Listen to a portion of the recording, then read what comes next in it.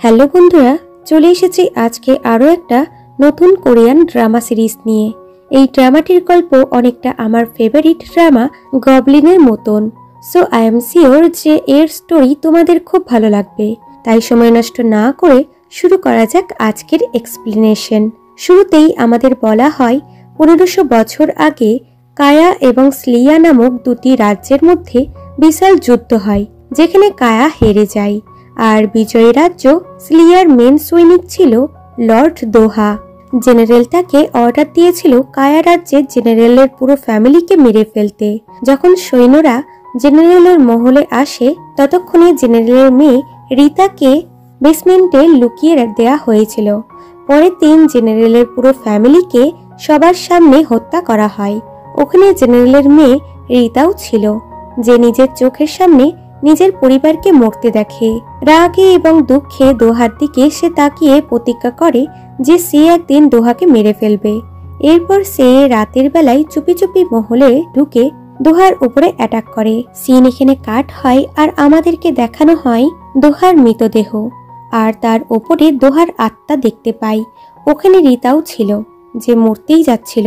দোহার আত্মা তাকে বলে, তুমি যেখানেই যাও না কেন, আমার আত্মা সবসময় তোমার পেছনেই থাকবে। রিতা জলের মধ্যে ঝাঁপ দেয় আর বর্তমান পৃথিবীতে ড্রামার হিরোইনের চোখ খোলে, যার নাম হলো ইয়ংবা, যে একজন ফায়ার ফাইটার। তার কলিগ তাকে বলে, তুমি মাঝে মাঝেই দিনের বেলাতেও ঘুমিয়ে পড়ো আর ঘুমের মধ্যে চিল্লাও আর কান্না করো, তোমার একবার ডাক্তারকে দেখানো উচিত।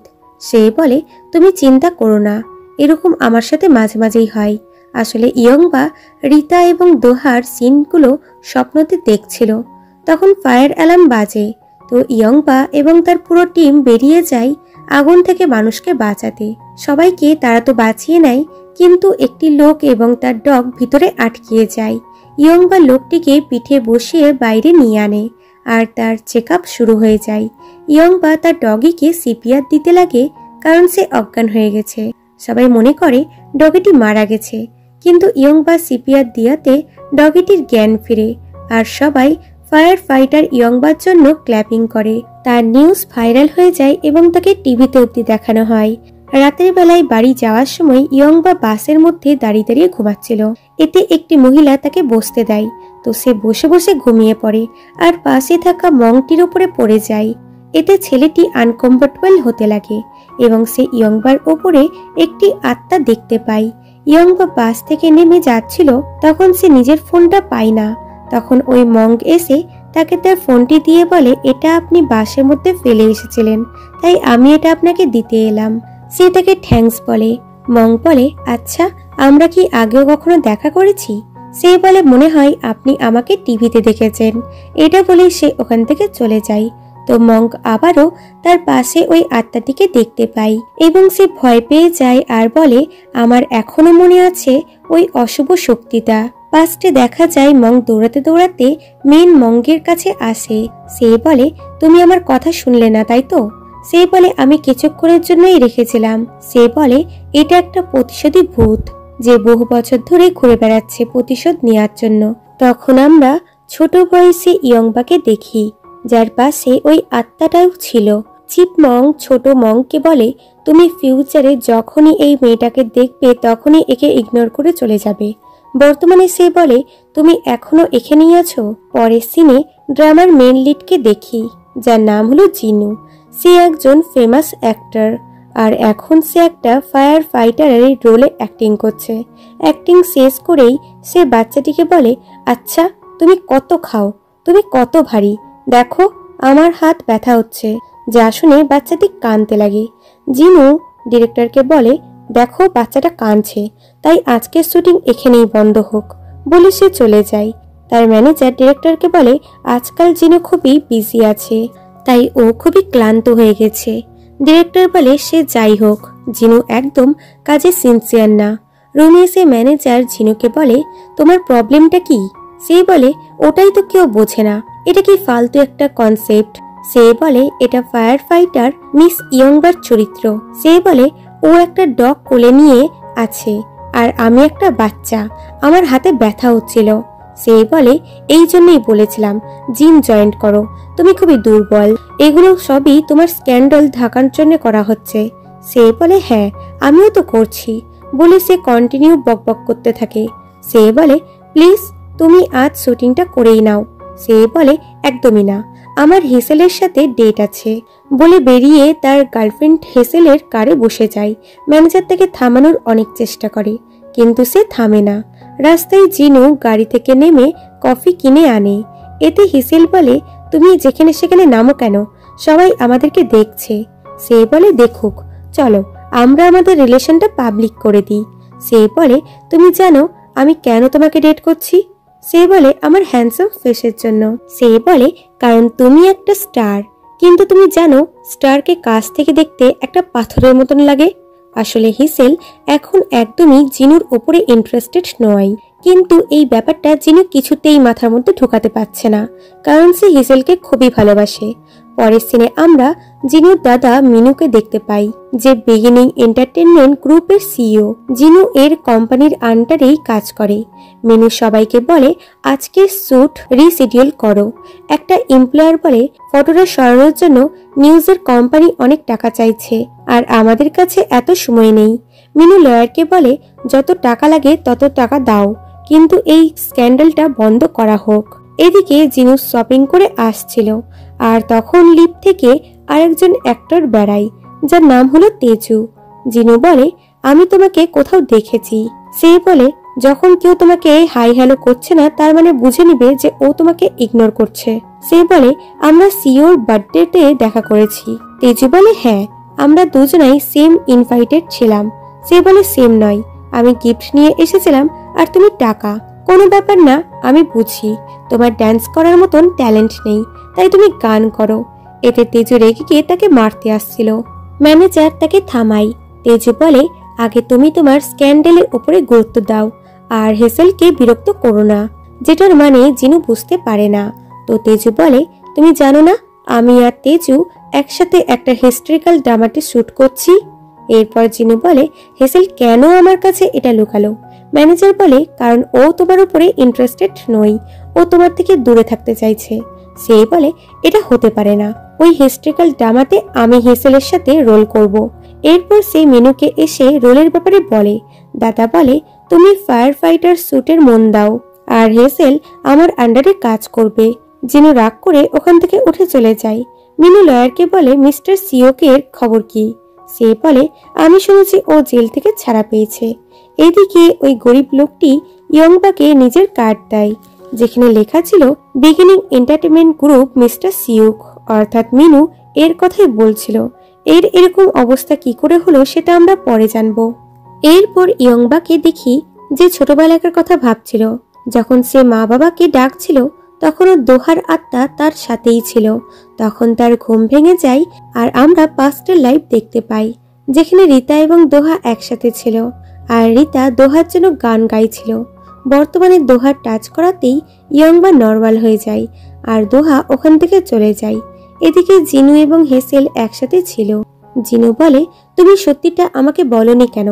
এবার আমি ওই চরিত্রে অ্যাক্টিং করব।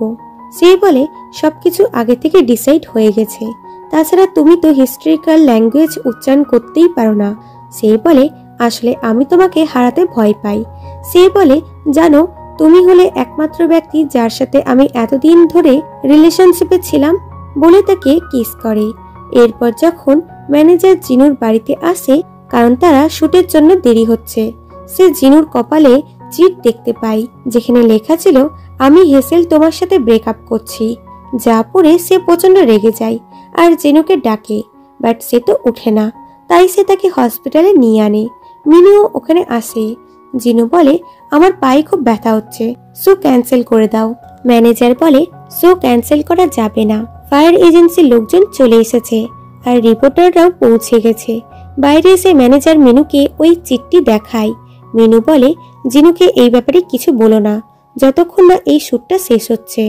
এরপর শুটিং স্পটে জিনু এলে রিপোর্টাররা তার ইন্টারভিউ নিতে লাগে। তখন ইয়ংবাও ওখানে আসে তার টিমের সাথে, কারণ তার চরিত্রেই জিনু অ্যাক্টিং করবে। রিপোর্টাররা তাকেও জিনুর সাথে গিয়ে দাঁড়াতে বলে। সে স্টেজে আসতে গিয়ে পড়ে যাচ্ছিল, যাকে জিনু ধরে নেয় এবং দুজনে একসাথে ইন্টারভিউ দেয়। পরের সিনে ইয়ংবা জিনুকে সিপিআর দেওয়া শেখাচ্ছিল, কিন্তু জিনু শিখতেই পারছিল না। এইভাবে অনেকটা সময় পার হয়ে যায়। তো রিপোর্টাররা বলে আমাদের কাজ হয়ে গেছে বলে ওখান থেকে চলে যায়। তখন জিনু ম্যানেজারকে কল করে বলে আমাকে হেসেলের ম্যানেজারের নাম্বার দাও, আমি হেসেলের সাথে কন্ট্যাক্ট করতে পারছি না। এবং ইয়ংবাকে বলে তাড়াতাড়ি করো না, হাতই তো মারতে হবে, এই নাও করে দিলাম। যা দেখে ইয়ংবা তো প্রচন্ড রেগে যায় আর বলে তুমি একটা হাত ইউজ করলে। তখন মিনু জিনুকে মেসেজ করে আগে শুট কমপ্লিট করতে বলে। সে থেকে কল করতে লাগে, তো ইয়ংবা রেগে গিয়ে তার ফোনটা কেড়ে নিয়ে চলে যায়। সেও তার পিছনে যায়। ইয়ংবা বলে সিপিআর তোমার জন্য ইয়ারকি নাকি? সে বলে আমার এতে কোনো ইন্টারেস্ট নেই, এমনিতেও এডিটর এডিট করে দেবে, তাই আমাকে আমার ফোন ফেরত দাও। সে তার হাত মুচকে দিয়ে বলে আগে আমার কাছে ক্ষমা চাও, তুমি আমার টাইম ওয়েস্ট করলে। সে বলে তুমি কি পাগল হয়ে গেছো? তখন কেউ এদের দুজনের ভিডিও বানিয়ে নেয়। এদিকে ডক্টর মিনুকে বলে জিনুর কার্ডিও টিউমার আছে, যেটা ক্যান্সারে পরিণত হয়েছে। ও এখন লাস্ট স্টেজে, তাই নিজেকে শক্ত করুন। এটা শুনে মিনু প্রচন্ড শকড হয়। এদিকে জিনু হেসেলকে কল করে, তো হেসেল তাকে ব্রেকআপের কথা বলে কল কাট করে দেয়। জিনু খুবই স্যাড হয়ে যায়। তখন তার ঘাড়ে পেইন হয় এবং সে অজ্ঞান হয়ে ওখানেই পড়ে যায়। এতে কার নিজে নিজেই চলতে লাগে। এটা ইয়ংবা দেখতে পায়। তখন সে তাকে বাঁচাতে দৌড়াতে লাগে। কার রিভারে পড়ে যায়, তো সেও জলে ঝাঁপ দেয়। সে অতি কষ্ট করে তাকে কার থেকে বার করে, আর এই চক্করে তার নিজের পায়ে ওই কারের মধ্যে আটকিয়ে যায় এবং সে অজ্ঞান হয়ে যায়। তখন দোহা এসে তাকে কিস করে, আর পাস্টের সিন দেখানো হয় যেখানে দোহা এবং রিতা একে অপরকে খুব ভালোবাসত। বর্তমানে ইয়ংবার জ্ঞান ফিরে আসে আর তাকে জল থেকে বার করা হয়, আর ডক্টর জিনুকে সিপিআর দেয়, কিন্তু সে কোনো রেসপন্স করছিল না। ইয়ংবা বলে আমি তোমাকে প্রমিস করেছি তোমাকে বাঁচাবো, তুমি ওঠো। এরপর হসপিটালে এনে ডক্টর তাকে ইলেকট্রিক শক দেয়, কিন্তু কোনো লাভ হয় না। ইয়ংবা মনে মনে বলে আমার গার্ডিয়ান ডিউটি যেই হও না কেন, প্লিজ আমাকে সাহায্য করো, প্লিজ জিনুকে বাঁচাও। কিন্তু জিনু শেষমেশ মারাই যায়। যা দেখে সে অজ্ঞান হয়ে যায়। ডক্টর জিনুর বডি নিয়ে যাচ্ছিল, তখন ইয়ংবার হাত তার হাতের সাথে টাচ হয়। এরপর দোহার আত্মা জিনুর বডিতে ঢুকে যায় এবং সে আবার বেঁচে যায়, আর তার শরীরে সমস্ত দাগও মিটে যায়। সে বলে আমি বডি পেয়ে গেছি। টিভিতে নিউজ দেখাচ্ছিল যে জিনু মারা গেছে, কিন্তু তখন জিনুর বডিতে দোহা হেঁটে যাচ্ছিল। এটা দেখে একটি বাচ্চা ভয় পেয়ে যায়। এরপর দোহা ইয়ংবার রুমের সামনে আসে। তখন ইয়ংবা পাস্টের লাইফের ভিশন দেখে উঠে যায়। দোহা বলে তুমি উঠে গেছো, তুমি ঠিক আছো তো? বলে তাকে হাক করে এবং চাকু উঠায় ইয়ংবাকে মারার জন্য। পাস্ট লাইফে দেখানো হয় রিতা দোহাকে তরোয়াল দিয়ে মেরে দেয়। দোহা বলে আমি আমার ভালোবাসার কাছেই মরে গেলাম। এরপর থেকেই দোহার আত্মা 1500 বছর ধরে রিতার প্রতিটা জন্মের পেছন পেছন ঘুরে বেড়ায় আর বলে আমি জানতাম না এই অভিশাপ 1500 বছর পর্যন্ত চলবে। আমার একটাই উদ্দেশ্য রিতাকে মেরে এই অভিশাপ থেকে মুক্তি পাওয়া। বর্তমানে দোহা ইয়ংবাকে মারতেই যাচ্ছিল কি কোনো প্রোটেক্টিভ শিল্ড দোহাকে দূরে করে দেয়, যেটা দোহা দেখতে পায়। ইয়ংবা বলে তুমি তো মরে গেছিলে, তাহলে তুমি বেঁচে ফিরলে কি করে? তার মানে সত্যি আমার কাছে কোনো গার্ডিয়ান ডিউটি আছে। এটা বলে সে তাকে হাক করে বলে থ্যাংক ইউ ফিরে আসার জন্য। সে বলে আমার আশাতে তুমি এত খুশি হয়েছ? সে বলে প্রথমে তুমি আমাকে হাক করেছিলে। সে বলে আবার ফিরে আসতে আমার অনেক বছর লেগে গেল। সে বলে তুমি এরকম কথা কেন বলছো? আসলে দোহা হিস্ট্রিক্যাল ল্যাঙ্গুয়েজে কথা বলছিল। সে বলে তোমার কপালে কি চোট লেগেছে? সে বলে চিন্তা করো না, আমার ব্রেন একদম ঠিক আছে। বলে সে চাকু উঠায় তাকে মারার জন্য। সঙ্গে সঙ্গে সে তার কপালে হাত দিয়ে বলে তোমার কি ফিভার হয়েছে? এতে দোহার পাস্টের লাইফের কথা মনে পড়ে যায়, যখন রিতাও ঠিক একইভাবে তার শরীরের কথা ভাবতো। এগুলো ভাবতে ভাবতে সে অজ্ঞান হয়ে যায়। তারপর তার জ্ঞান ফিরে, তো সে এখনো জিনুর বডিতেই ছিল। তাই ভাবে আমি ওকে মারতে পারছি না কেন, কিছু তো আছে যেটা ওকে প্রোটেক্ট করছে। তখন সে ওখানে ম্যানেজারকে দেখে যে ঘুমের ঘরে বলে জিনু প্লিজ তুমি ফিরে এসো, না হলে এরা আমাকে কাজ থেকে ফায়ার করে দেবে। তখন দোহা জিনুর মেমোরিতে দেখে ম্যানেজার প্রথম দিন জিনুর ম্যানেজার হয়ে এসেছিল, আর ভাবে তার মানে জিনুর মেমোরি এই বডিতে থেকে গেছে। কি ফালতু ব্যাপার। এদিকে ডক্টর মিনুকে বলে জিনুর বডিতে এখনো ওই টিউমারটা আছে, জিনু বলে ওর ফিরে আসাটা মিরাকেলের মতন। এখন ও যদি জানতে পারে ওর মরণ রোগ রয়েছে তাহলে ও খুবই কষ্ট পাবে, তাই প্লিজ ওর রোগের কথা যেন কেউ জানতে না পারে। এদিকে দোহা আবারও ইয়ংবার রুমে আসে, কিন্তু ইয়ংবা অলরেডি ডিসচার্জ নিয়ে চলে গেছে। এরপর সে ম্যানেজারের সাথে লিফটে করে যাচ্ছিল, তখন ম্যানেজার তাকে হাক করতে যাচ্ছিল, বাট সে তাকে দূরে করে দেয় যে আমার থেকে দূরে থাকো। এদিকে হেসেলের ম্যানেজার তাকে বলে জিনু বেঁচে ফিরেছে, তুমি কি ওর সাথে দেখা করতে যাবে না? সে বলে কেন যাব, আমি তো এখন ওর এক্স গার্লফ্রেন্ড। হ্যাঁ, যদি ও মরে যেত তাহলে আমি অবশ্যই দেখা করতে যেতাম। তখন জিনু এসে বলে তুমি আমার ফোনের রেসপন্স কেন করছো না? সে বলে কেন করব, তুমি তো ওই ড্রামা থেকে বেরিয়ে গেছো। সে বলে আমাকে কেন বাইরে বের করা হলো সেটাই তুমি বুঝতে পারছি না। সে বলে এই সমস্ত কিছু মিনু করছে, ওই আমাকে এই ছবিটা দেখিয়ে ব্ল্যাকমেল করেছে যে আমি যদি ওই ড্রামাটি জিনুর সাথে অ্যাক্টিং না করি তাহলে ও আমাদের এই ফটো এক্সপোজ করে দেবে। মানতে হবে ও ভাইয়ের জন্য যা ইচ্ছা তাই করতে পারে। এতে তেজু জিনুর উপরে প্রচন্ড রেগে যায়। এদিকে ইয়ংবার রুমমেট এবং বেস্ট ফ্রেন্ড চুই একটি ছোট্ট কেক দিয়ে ইয়ংবার fire fighter of the month celebrate করে। এতে ইয়ংবা খুবই খুশি হয়। তখন ডোরবেল বাজে, তো সে চেক করে দেখে সামনে দোহা ছিল, তাই ইয়ংবা তার সাথে দেখা করতে বাইরে আসে। তো পেছন থেকে দোহা ফুল স্পিডে আসে তাকে মারতে, কিন্তু ইয়ংবার চারদিকে ওই শিল্ডের জন্য দোহা অনেকটা দূরে গিয়ে পড়ে। এদিকে জিনুর ম্যানেজার মিনুকে বলে জিনু একদম অন্যরকম আচরণ করছে। এদিকে দোহা ইয়ংবাকে বলে বলো তোমাকে কোন জিনিসটা প্রোটেক্ট করছে। ইয়ংবা ভাবে এই সত্যি অসুস্থ। তখন তার কাছে মিনুর মেসেজ আসে যে আমি জিনুর গার্জেন বলছি, জিনু যদি তোমার কাছে থেকে থাকে তাহলে প্লিজ ফোনটা ধরো। তখন মিনু তাকে কল করে, তো দোহা তার ফোনটি কেড়ে নিয়ে ছুঁড়ে ফেলে ওটাকে ভেঙে দেয় আর বলে তুমি আমাকে বলো যে কোন জিনিসটা তোমাকে প্রোটেক্ট করছে। সে বলে একজন ফায়ার ফাইটার হিসেবে একটি মানুষকে বাঁচানো আমার কাজ, তার মানে এটা নয় যে তুমি যা ইচ্ছা তাই করবে। নেক্সট টাইম এরকম করলে আমি পুলিশের কাছে তোমার নামে কমপ্লেন করব বলে সে ওখান থেকে চলে যায়। তখন মিনু এবং ম্যানেজার আসে, যারা ইয়ংবাকে দেখতে পায়। এরপর মিনু ইয়ংবার সাথে দেখা করে আর তাকে বলে আপনি বিশ্বাস করবেন না কিন্তু এটা সত্যি। সে বলে মানে ও এইরকম আচরণ ট্রমার জন্য করছে? সে বলে হ্যাঁ, ডক্টর এটাই বলেছে। ওই অ্যাক্সিডেন্টে যে ওর জীবন বাঁচিয়েছে ও তার উপরে নির্ভরশীল হয়ে গেছে, তাই ও সবচেয়ে আগে তোমার সাথেই এসেছে দেখা করতে। সে বলে আচ্ছা, তো এই জন্যই ও এরকম আচরণ করছিল? সে বলে আর আমি তোমাকে নতুন ফোন কিনে দেব, আই থিঙ্ক নেক্সট টাইম ও এরকম করবে না। সে বলে কোনো ব্যাপার না, ট্রমাতে থাকা ব্যক্তি নিজে কি করছে সেটা নিজেই বুঝতে পারে না। এদিকে দোহা জিনুর বাড়িতে প্রথমবার আসে এবং সবকিছু ভালো করে দেখে। তখন ওখানে মিনু এসে বলে তুমি কিচ্ছু চিন্তা করো না, আমি সবকিছু সামলিয়ে নেব। সে বলে তুমি কি করবে? সে তাকে হিস্ট্রিক্যাল ড্রামার স্ক্রিপ্ট দিয়ে বলে তুমি তো এটাই চেয়েছিলে, এখন এই সুযোগটা তুমি হাতছাড়া করো না।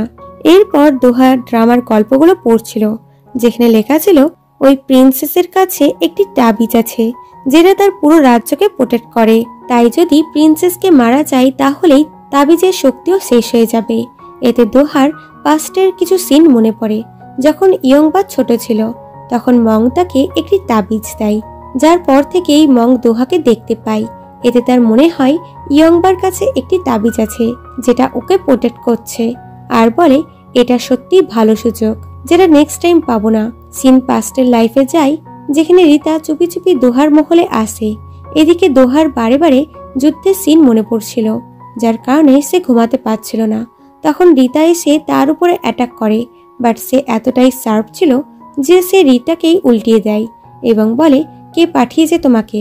সে বলে তুমি যেই ফ্যামিলিকে মেরেছো আমি সেই ফ্যামিলি থেকেই এসেছি। সে বলে তার মানে তুমি বদলা নিতে এসেছো। পরের দিন সকালে দোহা তাকে দুটো অপশন দেয় যে হয় তুমি এই তরোয়াল নিয়ে আমার উপরে অ্যাটাক করতে আসো আর আমি তোমাকে মেরে দেব, আর না হলে তুমি এই ড্রেসটা পরে নিজের নতুন জীবনে সার্ভাইভ করার চেষ্টা করো। রিতা কিছু ভাবার পর ড্রেসটা চুজ করে। সিন প্রেজেন্টে শিফট হয় আর জিনুর ম্যানেজার এসে মিনুকে বলে জিনু নিজের মধ্যে নেই, ও কখনো আমার গলা টিপে ধরছে তো কখনো আমার ফোন ভেঙে দিচ্ছে, মনে হচ্ছে ও খুবই শক্তিশালী হয়ে গেছে। মিনু বলে এগুলো ওর ট্রমার কারণে হচ্ছে, যেটা টেম্পোরারি থাকবে। তখন দোহা এসে জিনুর স্টাইলে বলে, তুমি যদি এরকম বলো তাহলে লোক আমাকে পাগল ভাববে। যা শুনে ম্যানেজার খুশি হয়ে বলে, তুমি ঠিক হয়ে গেছো বলে এসে তাকে জড়িয়ে ধরে। দোহা বলে, এইভাবেই স্মাইল করতে থাকো যাতে আমি রিয়েল জিনু হয়ে থাকতে পারি। যার এরকম কথা ম্যানেজারের অন্যরকম লাগে। এরপর দোহা ম্যানেজারকে বলে, আমি একটা ছোট্ট টেম্পলের খোঁজ করছি যেখানে ইয়ংবার বয়সের একটি মঙ্ক আছে আর একটা বয়স্ক মঙ্ক আছে। সে বলে, তুমি কি এই সমস্ত কথাবার্তা বলে নিজের জীবনটা নষ্ট করতে চাও? সে বলে, যে জীবনটা আমার না আমি তার চিন্তা কেন করব? সে বলে, তোমার মানেটা কি? সে তার কানের কাছে এসে বলে, একটি আত্মা একটি অভিশাপের জন্য পৃথিবীতে বন্দী হয়ে গেছিল। আত্মাটা বহু বছর ধরে বডি খুঁজছিল যাতে অভিশাপ শেষ করতে পারে। তারপর একদিন জিনু মারা গেল আর সে তার বডি পেয়ে গেল। সে ভয়ে ভয়ে বলে, তার মানে তুমি জিনু না? সে বলে, জিনু মারা গেছে। সে বলে, কিন্তু ভূত বলে তো পৃথিবীতে কিছুই নেই। সে বলে, আর যদি থাকে তো? তখন সমস্ত লাইটগুলো টিপটিপ করতে করতে বন্ধ হয়ে যায়। ম্যানেজার ভয়ে ভগবানের নাম নিতে লাগে। দোহা বলে, ও শুনবে না। তুমি কি চাও, আমি এখান থেকে চলে যাই? সে বলে, হ্যাঁ। সে বলে, আমিও যেতে চাই। যদি তুমি চাও আমি চলে যাই তাহলে আমার জন্য ওই ছোট্ট টেম্পলটা খুঁজে বার করো। এদিকে ইয়ংবাকে ফায়ার ফাইটার অব দ্য মান্থের অ্যাওয়ার্ড দেওয়া হয়। এতে সে খুবই খুশি হয়। এরপর সে তার বন্ধুদের সাথে পার্টি করে, যেখানে তার বন্ধুরা জানতে পারে আন্টার্কটিকার রিসার্চ সেন্টারের জন্য ইয়ংবাকে চুজ করা হয়েছে। এতে সবাই তো খুবই খুশি হয় আর বলে, এই সমস্ত কিছু জিনুর জন্য হয়েছে। এখানে ইয়ংবা খুবই ড্রিঙ্ক করে ফেলে এবং একা একাই রাস্তা দিয়ে যাচ্ছিল। তখন ওখানে জিনুর পোস্টার দেখে তার সাথে কথা বলতে লাগে। তখন ওখানে দোহা চলে আসে। সে বলে, তুমি কি এই ফটোর মধ্যে থেকে বেরিয়ে এলে? সে বলে, এখন আমি এরকম কিছু করতে পারবো না, কারণ এখন আমি একজন মানুষ হওয়ার প্রিটেন্ড করছি। এবং বলে, তুমি আমার বডিগার্ড হয়ে যাও, এটাই একটা সুযোগ তোমাকে আমার কাছে রাখার। সে বলে, তোমার আমার থেকে দূরে থাকা উচিত যাতে তুমি সুস্থ হতে পারো। সে বলে, একমাত্র তুমি আমাকে সুস্থ করতে পারবে। সে বলে, আমি এখান থেকে অনেক দূরে যাচ্ছি, তুমি শর্ত লাগাও। দেখো আমি দূরে যাচ্ছি। সে তখন পাস্টের লাইফের সিন ভাবে, যখন রীতা বলে, আপনি শর্ত লাগাতে চান মাই লর্ড? বর্তমানে বলে, আমি শর্ত জিতে গেলে তুমি আমার কাছে থাকবে। পাস্ট লাইফে দেখানো হয়, রীতা বলে, এই জায়গাটা পার করার সময় যদি আপনি পিছন করে তাকান, সে বলে, তুমি শর্ত হেরে গেলে তুমি এই জায়গা ছেড়ে চলে যাবে। রীতা বলে, যদি আমি জিতি তাহলে আপনাকে মানতে হবে যে আপনিও চান যে আমি এখান থেকে না যাই। দোহা বলে, আমি জিতবো বলে সে যেতে লাগে। আর অর্ধেক রাস্তা পার হয়ে গেলেও সে ঘুরে তাকায় না। রীতা বলে, আপনি কি সত্যি ঘুরে দেখবেন না বলে জলে পাথর ফেলে, বাট সে তখনও থামে না। তখন সে তাড়াতাড়ি করে এসে তাকে হাক করে নেয়। দোহা বলে, এটা রুলসের বিরুদ্ধে। সে বলে, আমি জানি। সে পিছন ঘুরে তো সে বলে, তাহলে আমি শর্ত জিতে গেলাম আর আপনিও চাইবেন না যে আমি আপনার থেকে দূরে যাই? সে বলে, হ্যাঁ বলে তাকে কিস করে দেয়। বর্তমানে দোহা এইরকম জায়গাতেই দাঁড়িয়েছিল আর বলে, এইবার আমি রুলস ভাঙলে তুমি আমাকে দোষ দিও না, কারণ রুলস ভাঙাটা আমি তোমার কাছ থেকেই শিখেছি। পরের দিন ইয়ংবা পাহাড়ের একটি জায়গায় গাছের নিচে আসে, যেখানে লেখা ছিল fire fighter young swan rest in peace, যে আসলে ইয়ংবার বাবা ছিল। সে বলে, আমি তোমাকে খুব মিস করছি বাবা, আর আজ আমি তোমাকে কিছু বলতে চাই। আমি বলেছিলাম আমি তোমার সব স্বপ্ন পূরণ করব। আজ আমি ইন্টারভিউ দিতে যাচ্ছি আন্টার্কটিক রিসার্চ স্টেশনের জন্য। আপনি আমাকে অবশ্যই সাহায্য করেন বলে সে চলে যাচ্ছিল। তখন সামনে দোহাকে দেখে লুকিয়ে যায় আর বলে, এইখানে কেন এসেছে? নিশ্চয়ই কোনো গন্ডগোল আছে। এরপর দোহা এবং ম্যানেজার ওই চিপমঙ্গের সামনে আসে। দোহা বলে, কেমন আছো? সে বলে, আপনি কে? আমার মেমোরি খুব কমজোর, তাই আমি আপনাকে চিনতে পারছি না। সে বলে, তাহলে তো তুমি তাবিজ বানানো বন্ধ করে দিয়েছো, কারণ আমি যতদূর জানি তোমার কাছে অনেক তাবিজ আছে। সে বলে, তুমি চাইলে দেখে আসতে পারো বলে ওখান থেকে চলে যায়। এরপর জিনু টেম্পলের ভিতরে এসে তাবিজ খুঁজতে লাগে, কিন্তু কোনো রেসপন্স পায় না, তাই সে ওখান থেকে চলে যায়। যাদেরকে যেতে ইয়ং মং লুকিয়ে লুকিয়ে দেখছিল। তারপর সে দৌড়ে এসে চিপমংকে বলে, দেখলেন, এটা সেই ভূত যাকে আমি দেখেছিলাম। ওই মেয়েটিকে খুবই বিরক্ত করছে। সে বলে, এমন সবসময় হয় না, যেটা দেখা যায় সেটাই সত্যি হয়। নিশ্চয়ই আগের কোনো জন্মে মেয়েটি কোনো পাপ করেছিল, তাই এই জন্মে তার ফল ভোগ করছে, আর মানুষ এটাকে থামাতে পারবে না। এদিকে ইয়ংবাকে কল করে তার অফিস থেকে বলা হয় যে তোমার ইন্টারভিউ ক্যান্সেল করে দেওয়া হয়েছে, তাই তোমার আসার দরকার নেই। পরের সিনে দেখা যায় কেউ মিস্টার সিউকের পিছনে দৌড়াচ্ছিল এবং তাকে বলে তুমি ওকে খুঁজে বার করো আর ওকে মেরে ফেলো। মিস্টার সিউক ভয়ে দৌড়াচ্ছিল এবং ছাদে চলে আসে। পিছন থেকে কেউ তাকে ধাক্কা দেয়, তো সে নিচে পড়ে মারা যায়। তখন একটি আত্মা আসে যে মিস্টার সিউকের মৃতদেহের মধ্যে ঢুকে যায়। এরপর মিস্টার সিউক নিজের লুক চেঞ্জ করে আর টিভিতে জিনুকে দেখছিল আর বলে বহু দিন পর তোমাকে দেখলাম দোহা।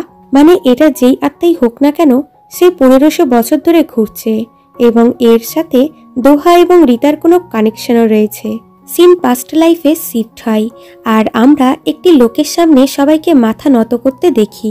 লোকটি রিতার হাতে তীর রেখে বলে তোমার হাত খুবই সুন্দর। বর্তমানে ইয়ংবার চোখ খোলে, মানে সে এগুলো স্বপ্ন দেখছিল। তাই তার বন্ধু জয় বলে তুমি আবার কোনো স্বপ্ন দেখেছো তাই না, আজ তুমি অফিসে যেও না, বাড়িতে রেস্ট করো। সে বলে না, আমাকে যেতেই হবে। তখন সে তাকে ভিডিও দেখায় যেখানে সবাই ইয়ংবার বিরুদ্ধে প্রোটেস্ট করছে। সবাই তাকে ফায়ার ফাইটারের পদ থেকে সরাতে চাইছে, কারণ যখন ইয়ংবা জিনুর হাত মুচকিয়ে দিয়েছিল তখন কেউ তার ভিডিও বানিয়ে নিয়েছিল আর সেটাকে সোশ্যাল মিডিয়াতে ছাড়ার পরই সবাই ইয়ংবাকে ভুল বুঝছে। তাদের ধারণা ইয়ংবা তাদের আইডল জিনুর ক্ষতি করার চেষ্টা করছে। এই ভিডিওটি দোহাও দেখছিল এবং তার ফেস এক্সপ্রেশন দেখে বোঝা যাচ্ছে যে সেও চাইছিল এরকম কিছু হোক। তখন হেসেল এসে তার পাশে বসে বলে কেমন লাগলো আমার এডিটিং? আমি আমার ম্যানেজারকে বলে এটা করেছি, কারণ আমি দেখতে চেয়েছিলাম ব্রেকআপের পর তুমি কি করছো। সে বলে বেরিয়ে যাও এখান থেকে। সে বলে আমি তোমাকে অ্যাডভাইস দিচ্ছি, যদি তুমি আমার মুভি ওভারটেক করার চেষ্টা করেছো তাহলে আমি তোমার আর আমার রিলেশনের পাবলিক করে দেব আর তুমি শেষ হয়ে যাবে। সে বলে তাহলে চলো একসাথেই দুজনে শেষ হই।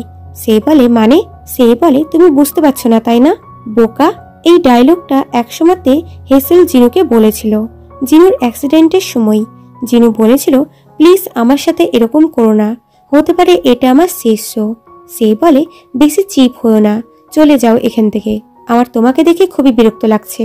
এই কথাগুলো দোহাও হেসেলকে বলে, এতে সে প্রচন্ড শকড হয়। এদিকে ইয়ংবাকে ওই ভিডিওর জন্য 3 মাসের জন্য সাসপেন্ড করা হয়, এমনকি সে আর আন্টার্কটিকার রিসার্চ সেন্টারে কাজও করতে যেতে পারবে না। এদিকে দোহা মিনুকে বলে তার জন্য বডিগার্ড হিসেবে ইয়ংবাকে রাখতে। মিনু বলে এটা কি করে হতে পারে, ফায়ার ফাইটারের কাজ হলো মানুষকে বাঁচানো, আর কাউকে বডিগার্ড হওয়ার জন্য ফোর্স করা যায় না।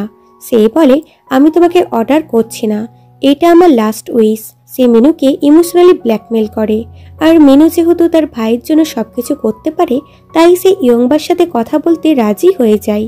এরপর সে ইয়ংবার সাথে দেখা করে আর তাকে বলে জিনুর হাতে বেশি দিন নেই। সে বলে মানে? সে বলে যখন জিনুর অ্যাক্সিডেন্ট হয় তখন আমি জানতে পারি জিনুর ক্যান্সার আছে, আর তুমি না থাকলে হয়তো সেই দিনই আমি ওকে হারিয়ে ফেলতাম। তোমার কাজে ফিরে যাওয়ার জন্য আমি তোমাকে সাহায্য করব, তাই তার বদলে আমি চাই তুমি 1 মাসের জন্য জিনুর বডিগার্ড হয়ে যাও, ওকে প্রোটেক্ট করার জন্য। সে বলে কোথায় আছে ও? মিনু তাকে জিনুর বাড়ির সামনে নিয়ে আনে। ইয়ংবা বাড়িতে এসে দোহাকে ডাকে, কিন্তু সে সাড়া দেয় না, তাই সে এক পা করে ওই জায়গাটাতে আসে। দোহা তখন ওখানে পাথর ফেলে বলে আমি শর্ত জিতে গেলাম। সে বলে আমি যখন তোমাকে ডাকছিলাম তখন তুমি সাড়া দিচ্ছিলে না কেন? আমার তোমার চিন্তা হচ্ছিল। সে বলে তুমিও তো আমার ফোন ধরছিলে না, তুমিও চাইছিলে যে আমি তোমার জন্য চিন্তা করি। সে বলে আমি শুনলাম তোমার হাতে 1 মাস সময় আছে। সে বলে হ্যাঁ, কিন্তু তুমি যতক্ষণ আমার সাথে আছো ততক্ষণ আমি মরবো না। সে বলে তার মানে কি, আমাকে সারা জীবন তোমার সাথে থাকতে হবে? সে বলে 1 মাস থাকলেই যথেষ্ট। ইয়ংবা ভাবে আমি কি করে একে প্রোটেক্ট করতে পারবো, আর দোহা ভাবে 1 মাসের মধ্যেই আমাকে একে মারতেই হবে, তবেই আমি শান্তিতে এই জায়গাটা ছেড়ে যেতে পারবো। এরপর ইয়ংবা বডিগার্ডের ড্রেস পরে যাচ্ছিল, তো দোহা অন্যরকম ভাবে তার দিকে তাকিয়ে থাকে। তারপর ওয়াশরুমে ইয়ংবা কিছু মেয়েদেরকে বলতে শুনে যে জিনু হিস্ট্রিক্যাল ল্যাঙ্গুয়েজে খুব কাঁচা, কি জানি ও কিভাবে এই রোলটা নিভাবে। এরপর ডিরেক্টর দোহাকে বলে তুমি প্রথমবার হিস্ট্রিক্যাল ড্রামা করছো, তোমার জন্য হিস্ট্রিক্যাল ডায়লগ পড়া খুবই কষ্টকর হবে। এরপর সবাই একে একে নিজেদের লাইন্স বলে। তারপর দোহার পালা আসে এবং সে খুব ভালোভাবে ড্রামা লাইন্সগুলো বলে, একদম ইমোশনাল ভাবে। এতে ডিরেক্টর এবং বাকিরা তো খুবই অবাক হয়। এরপর তেজু হেসেলকে এসে বলে, কি হচ্ছে এগুলো? সে বলে, তুমি দেখোনি জিনু কি সুন্দর লাইন্স বলল, বাট তোমার কেরিয়ার তো শেষ হয়ে গেল, বলে ওখান থেকে চলে যায়।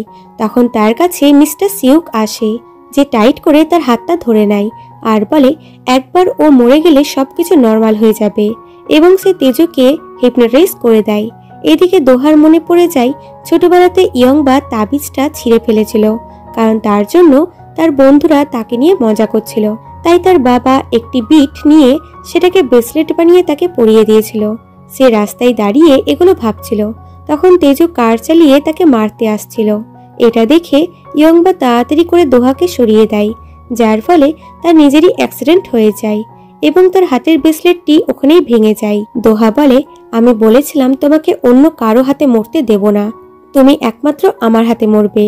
এই সিনটা মিস্টার সিউক দূরে বসে দেখছিল এবং সে খুবই খুশি হচ্ছিল। এরপর ইয়ংবাকে হসপিটালে আনা হয়। তার হার্টবিট চলছিল না। দোহা মনে মনে বলে, আমাকে যে করেই হোক তোমাকে বাঁচাতেই হবে, বলে সে যেতে গিয়ে অজ্ঞান হয়ে যায়। আর দোহা জিনুর বডি থেকে বেরিয়ে যায়, কারণ দোহার আত্মা ইয়ংবার সাথে কানেক্টেড, আর দোহা এবং ইয়ংবার আত্মা একসাথেই যাবে।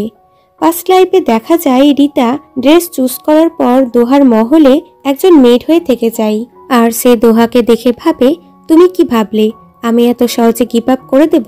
তুমি শুধু ওয়েট করো, তুমি নিজেই আফসোস করবে তুমি কেন আমাকে বাঁচিয়ে রেখেছো। পরের দিন সকাল সকাল সে আর্চারি প্র্যাকটিস করতে আসে, কিন্তু সে ঠিকভাবে নিশানা করতে পারছিল না। তখন দোহা এসে বলে, আমি ভেবেছিলাম তুমি পালিয়ে যাবে। সে বলে, সারভাইভ করার এটাই একটা রাস্তা। সে বলে, তুমি আমাকে মারার জন্য দিনে মেডের কাজ করো আর রাতের বেলাতে এইসব। সে বলে, হ্যাঁ নিশ্চয়ই। সে তাকে আর্চারি করে দেখায়, তো তার তীর একদম সেন্টারে গিয়ে লাগে আর বলে, প্রথমে তোমাকে তীর চালানো শিখতে হবে, তবে তুমি আমাকে মারতে পারবে। সে বলে, তাহলে আমাকে শেখাও মাই লর্ড। দোহা তাকে আর্চারি শেখায় আর বলে, তুমি যদি এইভাবে আমাকে মারতে তাহলে আমি এখানেই মরে যেতাম, বলে ওখান থেকে চলে যায়। আর রিতা ভাবে, ওর কথাতে কেন আমার মনে হলো ও নিজেই মরতে চাইছে। এরপর রাজা দোহাকে বলে, তুমি যুদ্ধে খুব ভালো লড়াই করেছো, বলো তুমি কি চাও। সে বলে, আমি আমার বাবার অর্ডার পালন করেছি। রাজা দোহার সৎ বাবাকে বলে, তুমি খুব ভালো সৎ ছেলে পেয়েছো। এই লোকটি হলো রাজ্যের জেনারেল, যার নাম হলো হেক্সো। সে বলে, আমি ভাগ্যবান যে এরকম একটা সন পেয়েছি। রাজা বলে, তুমি এখন বুড়ো হয়ে গেছো, তাই তোমার উচিত নিজের জায়গাটা তোমার ছেলেকে দিয়ে দেয়া। আর দোহাকে বলে, আমি শুনেছি তুমি খুব ভালো আর্চারি জানো, আমি তোমার আর্চারি দেখতে চাই। বাবা বলে, না না রাজা মশাই, ছেলে কেবলমাত্র যুদ্ধ থেকে ফিরেছে, ওর এখন রেস্টের দরকার, বরং আমি যাচ্ছি আপনার সাথে। এরপর বাবা দোহাকে বলে, রাজা শুধু তোমার সুনাম করছিল, তো তুমি খুশি হওনি তো? সে বলে, না। বাবা বলে, এই তো আমার ছেলের মতন কথা, নেক্সট টাইম যখন যুদ্ধ থেকে ফিরে আসবে তখন শরীরে আঘাতের চিহ্ন বানিয়ে আনবে, যাতে আমার তোমার চিন্তা করতে লজ্জিত না হতে হয়। আসলে হেক্সো খুব খারাপ একজন লোক, যে দোহাকে পুতুল হিসেবে ব্যবহার করে। দোহা নিজের ঘরে এসে একটি বাক্স দেখতে পায়। ওয়ার্কার বলে, এটা আপনাকে আপনার বাবা পাঠিয়েছে আপনার জিতার খুশিতে। সে খুলে তো ওখানে ইউবেরিস ছিল। ওয়ার্কার বলে, এটা কি জিনিস? সে বলে, এটা হলো ইউবেরিস, যেটা খুবই বিষাক্ত, তীরে লাগানোর জন্য ব্যবহৃত হয়, আর যে সুসাইড করতে চায় সেও এটা খেতে পারে। দোহা বুঝে যায় যে হেক্সো চায় যে সে মারা যাক। পরের সিনে দেখা যায় হেক্সো রিতার হাত দেখে বলে, তোমার হাতটা খুব সুন্দর, কিন্তু আমি তোমাকে কখনো আগে দেখিনি। এরপর রিতা হেক্সোর জন্য খাবার বানিয়ে নিয়ে আসে, কিন্তু সব আগে খাবারগুলো দোহা টেস্ট করে এবং হেক্সোকে বলে, এগুলো সেফ আছে, আপনি এগুলো খেতে পারেন। যা দেখে রিতা তো পুরো শকড হয় এবং বাইরে এসে ওয়ার্কারকে বলে, একজন বাবা নিজের ছেলেকে দিয়ে খাবারের বিষ আছে কিনা তা কি করে চেক করতে পারে। সে বলে, কারণ লর্ড দোহা ওনার স্টেপসন হয়, আর লর্ড দোহা খাবার রোজ দিন টেস্ট করে, যেন সে মরতে একদমই ভয় পায় না। এরপর রিতা দোহার সাথে জঙ্গলে আসে। দোহা তাকে দূরে দাঁড় করিয়ে নিজে আগে গিয়ে যুদ্ধের সিন মনে করে একটা একটা করে পাথর রেখে মাউন্টেন বানায়, আর যাকে যাকে মেরেছে তাদের মনে করে। ওখানে অ্যালকোহল ঢেলে প্রে করে মৃত মানুষগুলোর আত্মার শান্তির জন্য, যেটা রিতা দেখতে পেয়ে যায়। তাই এসে বলে, তুমি কার জন্য প্রে করছো? সে বলে, আমি তাদের জন্য প্রে করছি যারা যুদ্ধে মারা গেছে। সে রেগে গিয়ে বলে, তুমি ওদের মেরে এখন এই সমস্ত কিছু কেন করছো? সে বলে, যুদ্ধে অন্য রাজ্যকে হারানো আমার মিশন ছিল। আমার কাছে আর অন্য কোনো চয়েস ছিল না। আমি যা করেছি সেটা পাপ ছিল। সে বলে, পাথর লাগিয়ে তোমার পাপ ধুয়ে যাবে? সে বলে, আমি প্রে করছি যাতে ওই কষ্টকর চিৎকার আওয়াজগুলো আমাকে না শুনতে হয় আর আমি শান্তিতে ঘুমাতে পারি। সে বলে, তুমি নিজের শান্তির জন্য প্রে করছো? সে বলে, ওরা আমাকে ক্ষমা করবে না আর তুমিও আমাকে ক্ষমা করো না। তোমার বাবা জেনারেল গ্রেট ফাইটার ছিল। এরপর এরা এসে দেখে তাদের ঘোড়া পালিয়ে গেছে, তাই দুজনা হাঁটতে হাঁটতে বাড়ি ফিরছিল। হঠাৎ করে বৃষ্টি শুরু হয়, তো দুজনা তাড়াতাড়ি করে একটি গুহার মধ্যে আসে, যেখানে রিতা বলে, তুমি কি ভাবছো আমি তোমাকে মারতে পারবো না? সে বলে, আমার মনে হয় এটা শুধু তুমি করতে পারবে আর তুমি আমার কষ্টটা শেষ করতে পারবে। সে বলে, এমন কথা বললে তুমি ভালো মানুষ হয়ে যাবে না। সে বলে, এই জীবনটা আমি নিজেই চুজ করেছিলাম যে আমি বাবার সমস্ত অর্ডার পালন করব। সেটা যদি মার্ডার হয় তাও আমি করব। সে বলে, তার মানে আর্চারি শেখানোর সময় তুমি যা যা বলেছিলে তা সত্যি। তুমি চাও তোমার কষ্ট আমি নিজের হাতে শেষ করি। যদি এটাই হয় তাহলে তুমি নিজেই কেন মরে যাচ্ছ না? দোহা বলে, আমি একজন ভালো মানুষ হতে চেয়েছিলাম, কিন্তু আমার এই স্বপ্ন এই জন্মে পূরণ হবে না। যদি আমি তোমার হাতে মরি তাহলে এটা আমার জন্য যথেষ্ট হবে। সে বলে, এটা বদলা হবে না। আমি তোমাকে মেরে দিলেও তোমার কোনো কষ্ট হবে না, আর যে মানুষ নিজেই মরতে চায় তাকে মারাটা ইজি হবে। তাই তুমি বেঁচে থাকো আর সারভাইভ করো, আর যেই দিন তুমি নিজে থেকে বাঁচতে চাইবে সেই দিন আমি তোমাকে মেরে দেব। এদিকে হেক্সো তার মেটকে বলে, ওই নতুন মেয়েটের খোঁজ লাগাও, দেখো ও আসলে কে। এদিকে রিতা ঘুমিয়ে গেছিল, তো দোহা তার গায়ে নিজের কোটটি দিয়ে ঢাকা দিয়ে দেয় এবং নিজে তার পাশে ঘুমিয়ে যায়। বর্তমানে ইয়ংবার জ্ঞান ফিরে, তো দোহারও জ্ঞান ফিরে যায়। সে উঠেই ইয়ংবার কাছে যায়, আর যেহেতু ইয়ংবার কাছে ব্রেসলেট ছিল না তাই সে তার গলাটা টিপতে লাগে। তখন ইয়ংবার চোখ খুলে দোহাকে মাই লর্ড বলে ডাকে। এতে সে তাকে মারতে পারে না, কারণ মাই লর্ড শুনে তার রিতার কথা মনে পড়ে যায়। এদিকে তেজু মিস্টার সিয়ককে বলে, ওই মেয়েটা যদি মরে যায় তাহলে আমি মার্ডারার হয়ে যাব। সে বলে, এতক্ষণে ও হয়তো মরেও গেছে। তেজু বলে, কিন্তু আপনি আমার হেল্প কেন করছেন? সে বলে, কারণ তুমি খুব ভালো কাজ করেছো। সে বলে, কিন্তু আমরা কোথায় যাচ্ছি? সে বলে, এমন একটা জায়গায় যেখানে কেউ তোমাকে খুঁজে পাবে না। এদিকে পুলিশ মিনুকে বলে, তেজু অ্যাক্সিডেন্টের আগে হেসেলের সাথে দেখা করেছিল, আর আমরা শুনেছি আপনাদের মধ্যে ড্রামা রিলেটেড ইস্যু চলছে। সে বলে, এটা শুধুমাত্র একটা স্ক্যান্ডেল ছিল। এদিকে হেসেলও জানতে পারে যে ওই অ্যাক্সিডেন্টে তারও নাম আছে। এতে সে খুবই চিন্তায় পড়ে যায়। তার ম্যানেজার বলে, কি দরকার ছিল আপনার জিনিস সাথে ব্রেকআপ করার? আপনি ওর সাথে ভালোভাবেই থাকতে পারতেন। সে বলে, আমি ওকে তখন ভালোবাসিনি ঠিকই, কিন্তু এখন আমি ওকে ভালোবাসতেই পারি। পরের সিনে ইয়ংবা সুস্থ হয়ে বাড়িতে ফিরে আসে, আর চুইকে বলে, আমি স্বপ্নকে জিনুকে একজন লর্ড হিসেবে দেখেছি, যেখানে একটি মেয়ে তার শত্রুর প্রেমে পড়ে যাবে, এবং সে আর্চারির সিন মনে করে ব্লাস করতে লাগে। এরপর সে ছাদের উপরে ছিল, তখন সে নিচে দোহাকে দেখতে পায়। তাই বলে, তুমি আমার সাথে দেখা করতে এসেছো? দোহা চুপচাপ তাকেই দেখে আর বলে, আমি তো আগে কখনো নোটিসই করিনি যে ইয়ংবা দেখতে একদম রিতার মতো। ইয়ংবা বলে, ওখানেই দাঁড়াও, আমি তোমার সাথে দেখা করতে আসছি। কিন্তু সে নিচে আসতে আসতেই দোহা ওখান থেকে গায়েব হয়ে যায়। বাড়ি এসে দোহা বলে, ইয়ংবা একদম রিতার মতন দেখতে, কিন্তু ওর পাস্ট লাইফের কিছু মনে নেই, কিন্তু ও আমাকে কেন মনে রেখেছে? তখন পিছন থেকে ম্যানেজার এসে বলে, কারণ ইয়ংবাই হলো রিতা। আচ্ছা, এই রিতাটা কে? সে বলে, সেই ব্যক্তি যে আমাকে এই পৃথিবীতে বেঁধে রেখেছে। সে বলে, মানে তোমার এক্স গার্লফ্রেন্ড? সে বলে, এটা এতটা ইম্পর্টেন্ট নয়, এটা হলো ওর 19 নম্বর জন্ম। পাস্ট লাইফে দেখা যায় দোহার রুমের সামনে রিতা এসে বলে, মাই লর্ড, আমি আপনার জন্য ফেস ওয়াশ নিয়ে এসেছি। মেট বেরিয়ে এসে বলে, লর্ড এখানে নেই, উনি ফ্রন্ট লাইনে যুদ্ধ হচ্ছে তাই সকাল সকাল বেরিয়ে গেছেন। এতে রিতার দোহার জন্য চিন্তা হয়, তাই সে দোহার আসার জন্য ওয়েট করতে লাগে, এবং ওয়েট করতে করতে রাত হয়ে যায়। ফাইনালি দোহা ফিরে আসে, কিন্তু তার ওয়েলকামের জন্য কেউই ওখানে ছিল না। তার বডিগার্ড বলে, হেক্সো এরকম কি করে করতে পারে?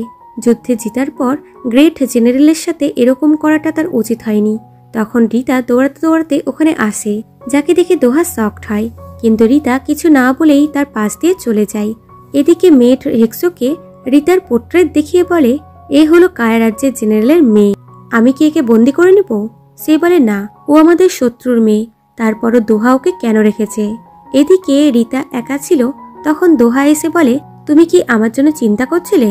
সে বলে, হ্যাঁ, কারণ আমি আপনাকে অন্য কারোর হাতে মরতে দিতে পারবো না, আমি একমাত্র আপনাকে মারবো। সে বলে, আমাকে মারার পর তুমি কি করবে? সে বলে, তারপর আমার বেঁচে থাকার কোনো কারণ থাকবে না। সে বলে, তাহলে তো আমাকে বেঁচে থাকার জন্য আমাকে আমার বেস্ট দিতে হবে, যাতে তুমিও বেঁচে থাকো। সে বলে, আপনি তো নিজেই মরতে চান। সে বলে, তবু আমি কোথাও না কোথাও বাঁচতে চাই, এইভাবে আমরা একে অপরের বেঁচে থাকার জন্য রিজন খুঁজে পাবো, বলে তাকে কিছু লোটাস সিড দেয় আর বলে, এটা ততদিন অবধি অঙ্কুরিত হবে না যতদিন না এটাকে তুমি ছিলে দিবে, আর এটা অঙ্কুরিত না হয়ে 1000 বছর অবধি থাকতে পারে। সে বলে, এটা হতে পারে না। সে বলে, তুমি আমার সাথে শর্ত লাগাও, এটা 1000 বছর পর ফুটবে। সে বলে, আপনি এটা আমাকে কেন দিচ্ছেন? সে বলে, তোমার স্ট্রেন্থকে প্রোটেক্ট করার জন্য, হতে পারে একদিন তুমিও এটার মতন সুন্দর জীবন কাটাবে। বর্তমানে ইয়ংবার ঘুম ভাঙে আর সে এই স্বপ্নটা দেখছিল। তখন চই এসে বলে, বাস থেমে গেছে, তুমি নেমে যাও, এবং বলে, তুমি কি আবার জিনুর স্বপ্ন দেখছিলে? সে বলে, আরে ওটা জিনু নয়। সে বলে, মনে হচ্ছে তুমি ওর প্রেমে পড়ে গেছো। এরকম ভাবে দুজনে হাঁটতে হাঁটতে যাচ্ছিল, তখন মিস্টার সিউক পেছন থেকে তাকে ধাক্কা দেয়, এতে সে বাসের সামনে পড়ে যাচ্ছিল। তো মিস্টার সিউকি তাকে বাঁচিয়ে নেয় এবং ইভিল স্মাইল করে ওখান থেকে চলে যায়। এরপর সে বাড়িতে আসে যেখানে তেজু ছিল। তেজু তাকে নিজের হাতে লেখা সুসাইড নোট দেয়, যেটা করতে মিস্টার সিউকি বলেছিল। এর কারণ কি সেটা তো আমরা পরে দেখতে পাবো। এইদিকে ইয়ং মঙ্ক কিছু খুঁজছিল, তখন চিপ মঙ্ক এসে বলে, তুমি এখানে চার্ম খুঁজছো? সে বলে, না তো। সে তাকে একটি চার্ম দিয়ে বলে, তুমি এটা ওই মেয়েটার আশেপাশে রাখবে, যাতে তাকে ভূতের হাত থেকে রক্ষা করা যায়। ইয়ং মঙ্ক বলে, আপনি আমার জন্য ওই রকমই একটি তাবিজ বানিয়ে দেন। সে বলে, ওই তাবিজটা লোটাস সিড দিয়ে বানানো, সেটা আমি বানাইনি। সে বলে, তাহলে কে বানিয়েছে? সিন এখানে শিফট হয়ে যায়। এদিকে দোহা নিচের রুমে এসে ইয়ংবাকে দেখে শকড হয়ে বলে, তুমি এখানে কি করছো? সে বলে, আমাকে মেনু স্যার 24 ঘন্টার জন্য আপনার সিকিউরিটির জন্য রিকোয়েস্ট করেছিলেন, উনি চান আমি আপনাকে নজরে রাখি। সে হাসতে হাসতে বলে, তুমি আমার কেয়ার করবে? সে বলে, বেশি খুশি হও না যে কতজন তোমার কেয়ার করে। এতে দোহা তাকে একদৃষ্টিতে দেখতে থাকে, তো এতে সে অকওয়ার্ড ফিল করে টিভিটা অন করে দেয়, যেখানে নিউজে দেখানো হয় যে যেই লোটাস সিড 1200 বছর আগে পোতা হয়েছিল সেটা ফাইনালি অঙ্কুরিত হতে লেগেছে। দোহা মনে মনে বলে, তার মানে আমি শর্ত জিতে গেলাম। ইয়ংবা সাডেনলি জোরে জোরেই বলে দেয় যে তার মানে আমি শর্ত হেরে গেলাম, যেটা দোহা শুনে শকড হয়। পরের দিন ইয়ংবা ঘুম থেকে উঠে এসে দোহাকে দেখতে পায়, তাই সে তাকে হাই করে এবং নোটিস করে যে দোহা তার বইটাই পড়ছিল। তাই সে সেটাকে নেওয়ার জন্য দৌড়াতে দৌড়াতে যায়, কিন্তু দোহা তাকে সেটা দেয় না। আর এই সিনটা খুবই কিউট ছিল। তখন ডোরবেল বাজলে সে চেক করে দেখে যে হেসেল এসেছিল, যে জোরপূর্বক বাড়ির ভেতরে ঢুকে যায়, যাকে দেখে ইয়ংবা লুকাতে লাগে। তখন সে ভাবে, আমি কেন লুকাচ্ছি, আমি তো এখানে কাজ করতে এসেছি, বলে সে বাইরে বেরিয়ে আসে। হেসেল বলে, আমি তোমার ফেভারিট কেক নিয়ে এসেছি। সে বলে, রেখে দাও। সে বলে, তুমি কি অসুস্থ? তখন সে ইয়ংবাকে নোটিস করে। ইয়ংবা নিজেকে ইন্ট্রোডিউস করে যে আমি জিনের বডিগার্ড। সে বলে, তুমি ফায়ার ফাইটার থেকে ফায়ার হয়ে যাওয়ার পর কি এখন জিনুর বাড়িতে কাজ করছো? সে বলে, আমি শুধু সাসপেন্ড হয়েছি আর এখানে আমি টেম্পোরারি কাজ করছি।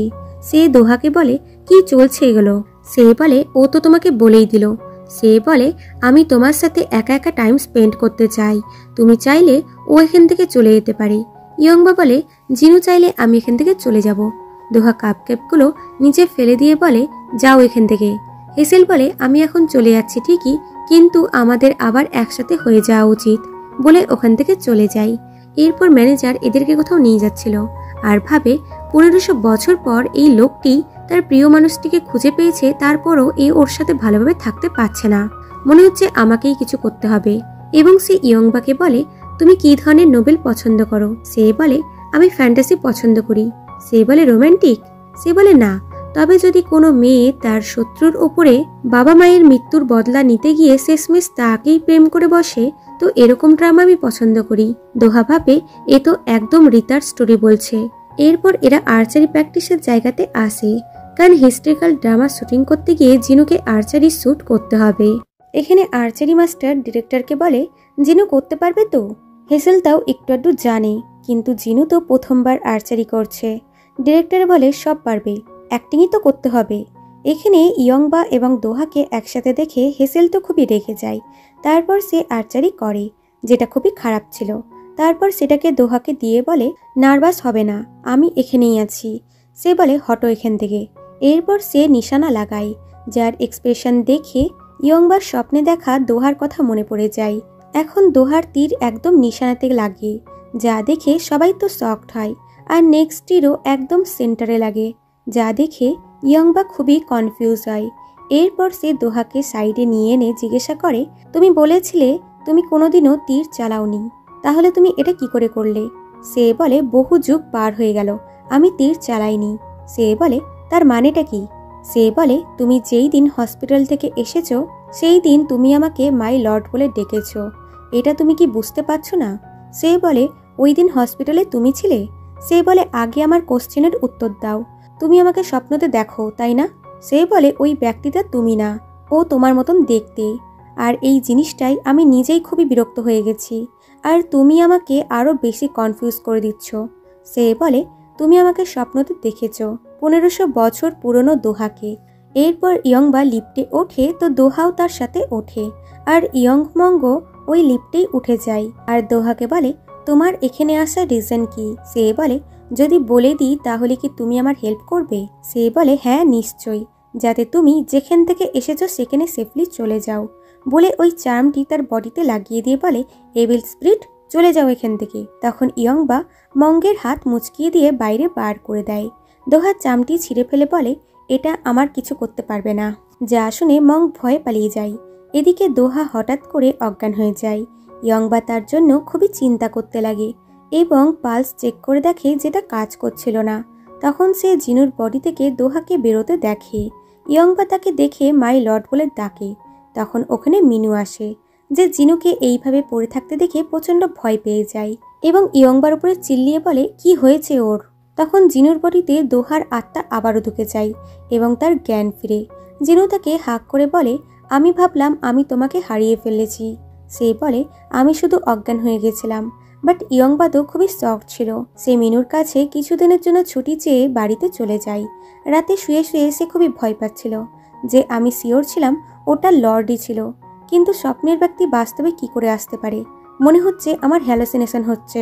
তখন তার ছোটবেলাকার কথা মনে পড়ে যায়, যখন সে আয়নাতে দোহাকে দেখেছিল। এতে সে খুবই ভয় পেয়ে চিল্লিয়ে ওঠে। তো চৈতার শব্দ শুনে ভিতরে আসে। এদিকে দোহা চিপ মঙ্গের সাথে দেখা করতে আসে। মং বলে, তুমি এখানে এসেছো মানে তুমি খুবই রেগে আছো। সে বলে, হ্যাঁ, কারণ আমি অলমোস্ট এই বডিটা হারিয়ে ফেলছিলাম। সে বলে, তো তুমি একটি হিউম্যানের বডি পেয়ে এই পৃথিবীতেই থাকতে চাইছো নাকি? সে বলে, আমি অলরেডি 1000 বছরের বেশি সময় ধরে পৃথিবীতে বেঁচে আছি, তাহলে আমি এই পৃথিবীতে কেন থাকতে চাইবো? সে বলে, তাহলে তুমি হেজিটেট করছো কেন?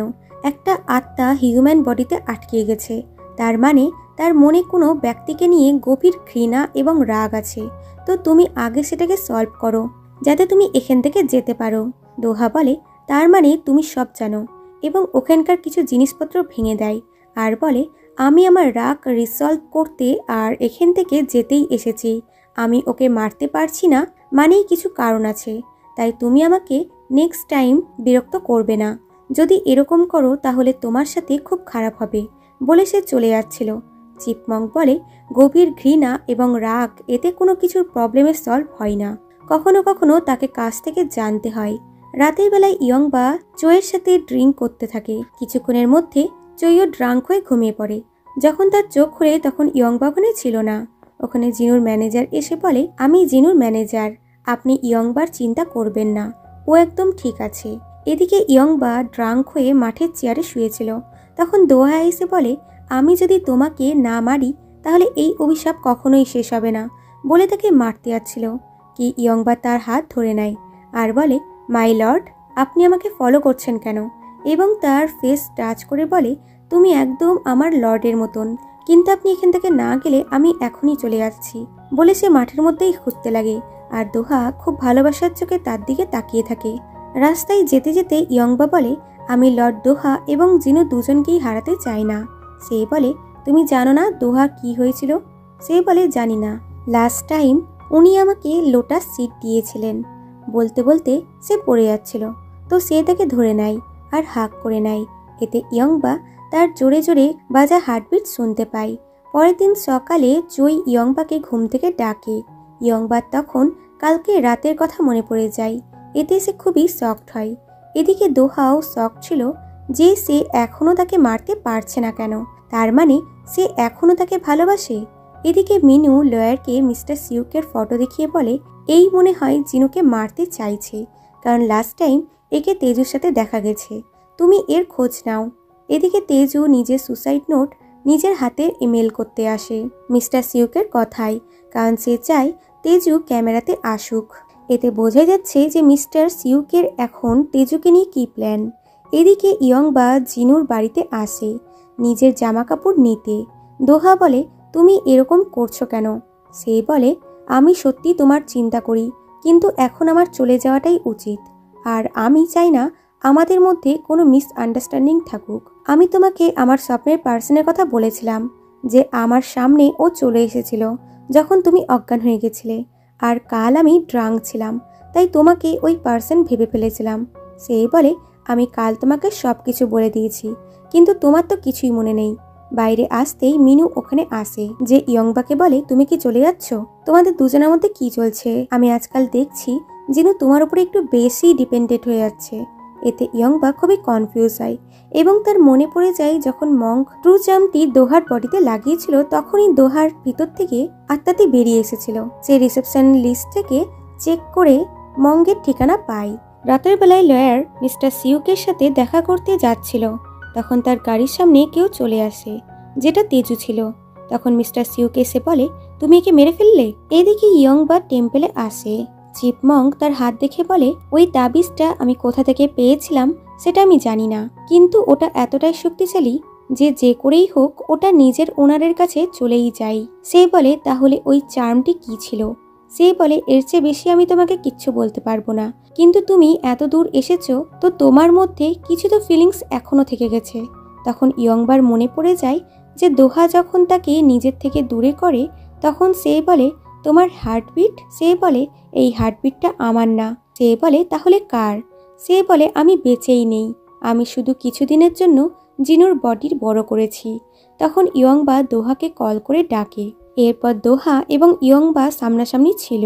দোহার মনে পড়ে রিতা তাকে কিভাবে মেরে ফেলেছিল এবং মনে মনে বলে, তুমি কি আমাকে বলতে পারবে তুমি এরকম কেন করেছিলে? সে বলে, তুমি জিনুর বডি বড় করেছো, এটার মানে কি?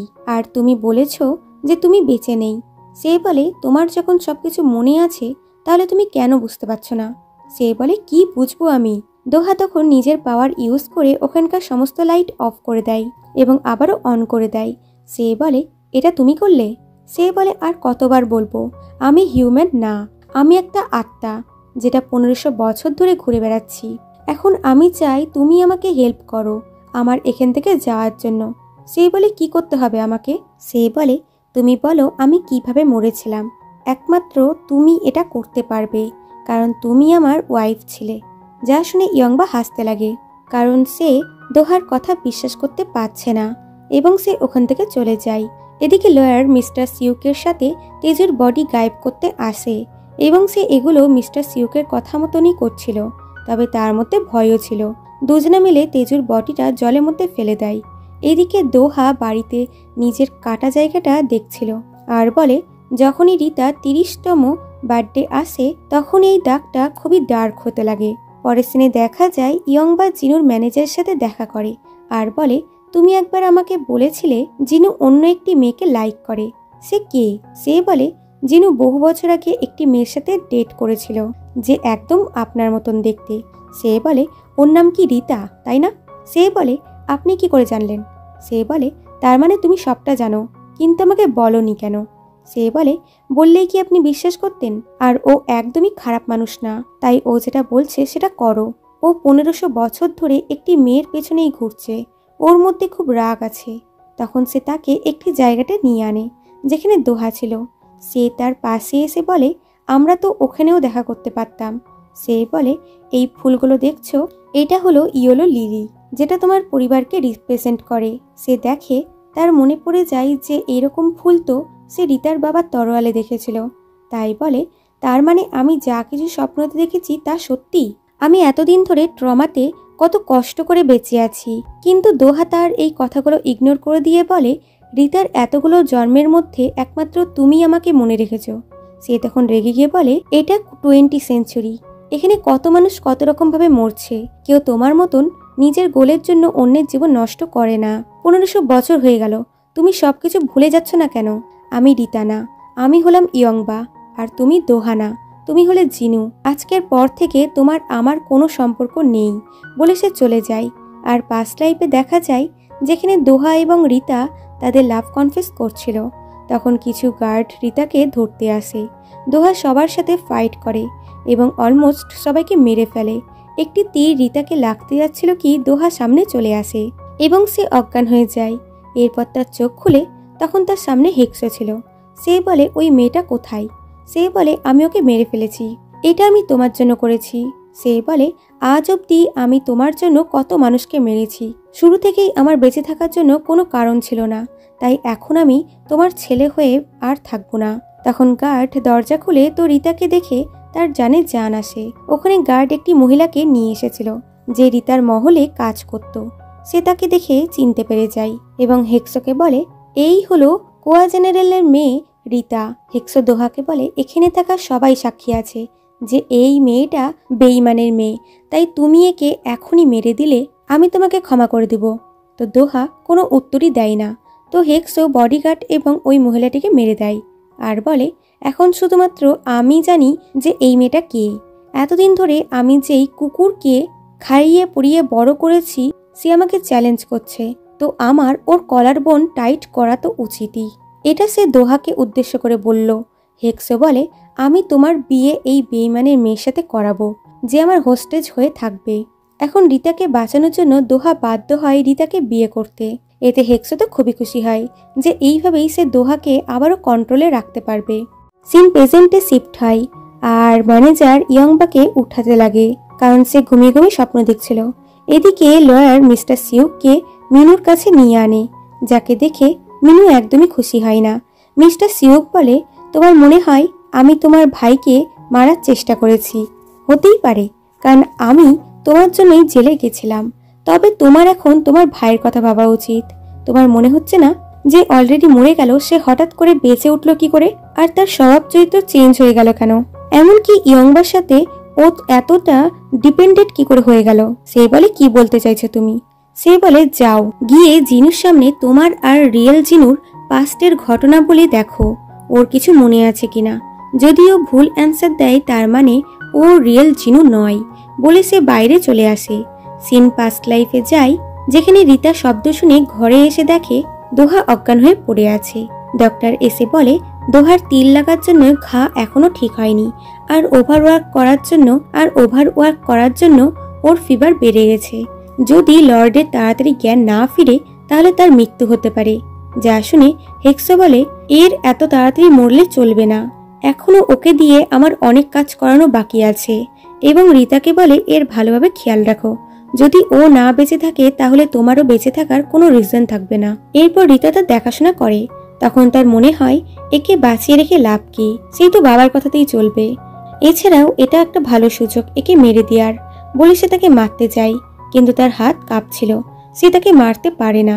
এরপর যখন দোহার জ্ঞান ফিরে তখন সে পাশে চাকু পড়ে থাকতে দেখে।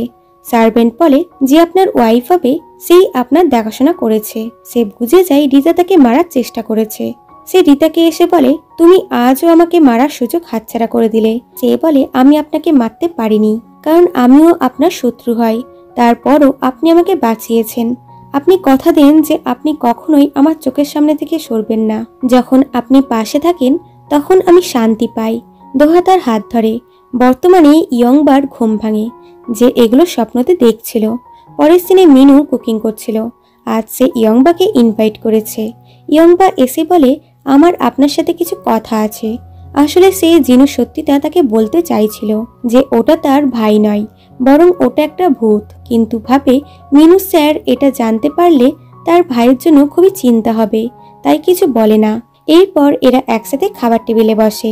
মিনু বলে, আমি মাঝে সাঝেই এখানে এসে জিনুর জন্য খাবার রান্না করি। যখন আমরা ছোট ছিলাম তখন জিনু একটা ছোট্ট পাহাড় থেকে জলের মধ্যে পড়ে গেছিল। জিনু, তোমার এগুলো মনে আছে? দোহা কোনো রিপ্লাই দেয় না। তো ইয়ংবা নিচে থেকে তার পায়ে লাত মেরে বলে, উনি তোমাকে কিছু জিজ্ঞাসা করছেন। দোহা বলে, হ্যাঁ আমার মনে আছে। বাড়ি যাওয়ার সময় ইয়ংবা বলে, তোমার আমাকে ছাড়তে যাওয়ার দরকার নেই। দোহা বলে, এটা করতে আমাকে মিনু বলেছে। আমি ওর ভাইয়ের বডি বড় করেছি, তাই ওর জন্য এতটুকু তো আমি করতেই পারবো। ইয়ংবা তার কাছে ক্ষমা চাই আগের দিনের রুট ব্যবহারের জন্য এবং বলে, আমি ওই স্বপ্ন আবারও দেখেছি। আমি এখন জানতে চাই দোহা আর রিতার মধ্যে কি হয়েছিল, তাই আমি আবারও স্বপ্ন দেখব। ভিতরে মিনুকে দেখা যায় যে ইচ্ছে করে লাঞ্চের প্রোগ্রাম রেখেছিল, এটা জানতে যে তার ভাই সত্যি তার ভাই কিনা। এখানে জানা যায় মিনু তাকে যেই কোশ্চেনটা করেছিল তা ভুল ছিল, কারণ ওই দিন পাহাড় থেকে জিনু পড়ে যায়নি, বরং মিনু নিজেই পড়ে গেছিল। এতে সে বুঝে যায় যে জিনু আর জিনু নেই। পরের দিন সকালে ইয়ংবা ঘুম থেকে উঠে খুবই খুশি হয়, কারণ আজকে তার খুব ভালো ঘুম হয়েছে। কিন্তু হঠাৎ করে সে শকড হয় যে আজ সে স্বপ্ন দেখেনি। এদিকে মিনু এমনিতেই খুবই চিন্তায় ছিল। তখন পুলিশ তাকে তেজু সুসাইড নোট দেয়, যেখানে তেজু নিজের মৃত্যুর জন্য মিনু এবং তার ভাই জিনুর উপরে দোষ দিয়ে গেছে যে আমি চলে যাচ্ছি, কিন্তু তোমাদের সাথে নরকে গিয়ে দেখা হবে। এরপর সে লয়ারের সাথে মিস্টার সিউকের সাথে দেখা করতে যাচ্ছিল আর বলে, যে করেই হোক তেজুর মৃত্যুতে আমার ভাইয়ের নাম যেন না আসে, তুমি এই দিকটা সামলাও। সে বলে, ঠিক আছে, কিন্তু আপনি মিস্টার সিউকের সাথে দেখা করতে কেন যাচ্ছেন? সে বলে, কারণ ও বলেছে ও আমার সমস্ত প্রবলেম সলভ করতে পারবে। এরপর সে মিস্টার সিউকের বাড়িতে এলে সে এটা ওটা বলে জিনুর বিরুদ্ধে তার কান ভরকাতে লাগে আর বলে, তোমার ভাইয়ের মধ্যে একটা ভয়ঙ্কর আত্মা আছে। তোমার ভাই খুবই অসুস্থ এবং ও কোনোদিনও সুস্থ হবে না। আমি শুনেছি ওর হাতে 1 মাস সময় আছে, তারপরও ও এত ভালোভাবে বেঁচে আছে। এতে মিনু খুবই রেগে যায়। সে বলে, তুমি কি ভাবলা আমি কিছু জানি না? আমি সব জানি বলে নিজের চেস্ট দেখায় আর বলে, আমার উপরও খারাপ শক্তি ভর করেছিল। আমি অনেক কষ্ট করে এই সব থেকে মুক্তি পেয়েছি। যার শরীরে এরকম খারাপ আত্মা ঢুকে তার শরীরে এরকম ধরনের দাগ হয়ে যায়। তুমি যদি তোমার ভাইকে বাঁচাতে চাও তাহলে তোমাকে ইয়ংবাকে মারতে হবে। ওর জন্যই ওই আত্মা তোমার ভাইয়ের শরীরে ঢুকেছে। সিন পাস্ট লাইফে যাই, যেখানে দোহা এবং রিতার বিয়ে হয়ে গেছে। দোহা বলে, তুমি কি খুশি হওনি যে তোমার বিয়ে হয়ে গেল? সেই বলে, আমার চেয়ে আপনি বেশি স্যাড আছেন স্যার। সেই বলে, আমাদের বিয়ে হয়ে গেছে, তুমি আমাকে মাই হাজবেন্ড বলো। সে তার কাছে এসে তার ফেসে হাত দিয়ে বলে, নেক্সট টাইম যখন এটা বলবে তখন আমি তোমার ফেসে স্মাইল দেখতে চাই। এতে দোহা স্মাইল করে। বর্তমানে দোহা ভাবে যে সে রিতার পতিত জন্ম নিজের চোখে দেখেছে, যেখানে সে 30 বছর বয়সেই কোনো না কোনো কারণে মারা গেছে আর ইয়ংবারও 30তম বার্থডে আসতে চলেছে, যখন সে অফকোর্স মরে যাবে। দোহা প্রমিস করে যে ইয়ংবার মরার আগেই সে তাকে মেরে অভিশাপ শেষ করবে। এরপর সে ঘরে আসে তো দেখে মিনু এসেছে, যাকে দেখে সে রেগে গিয়ে বলে, তুমি বারবার এখানে কেন চলে আসো? মিনু বলে, এটা কি ধরনের কোশ্চেন? অফকোর্স তোমার খেয়াল রাখার জন্য আমার এখানে থাকা উচিত।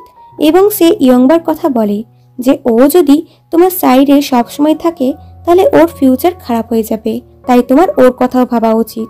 সে বলে, আমার সাথে থেকেই ওর ফিউচার, তুমি আমাকে আর ইয়ংবাকে একা ছেড়ে দাও।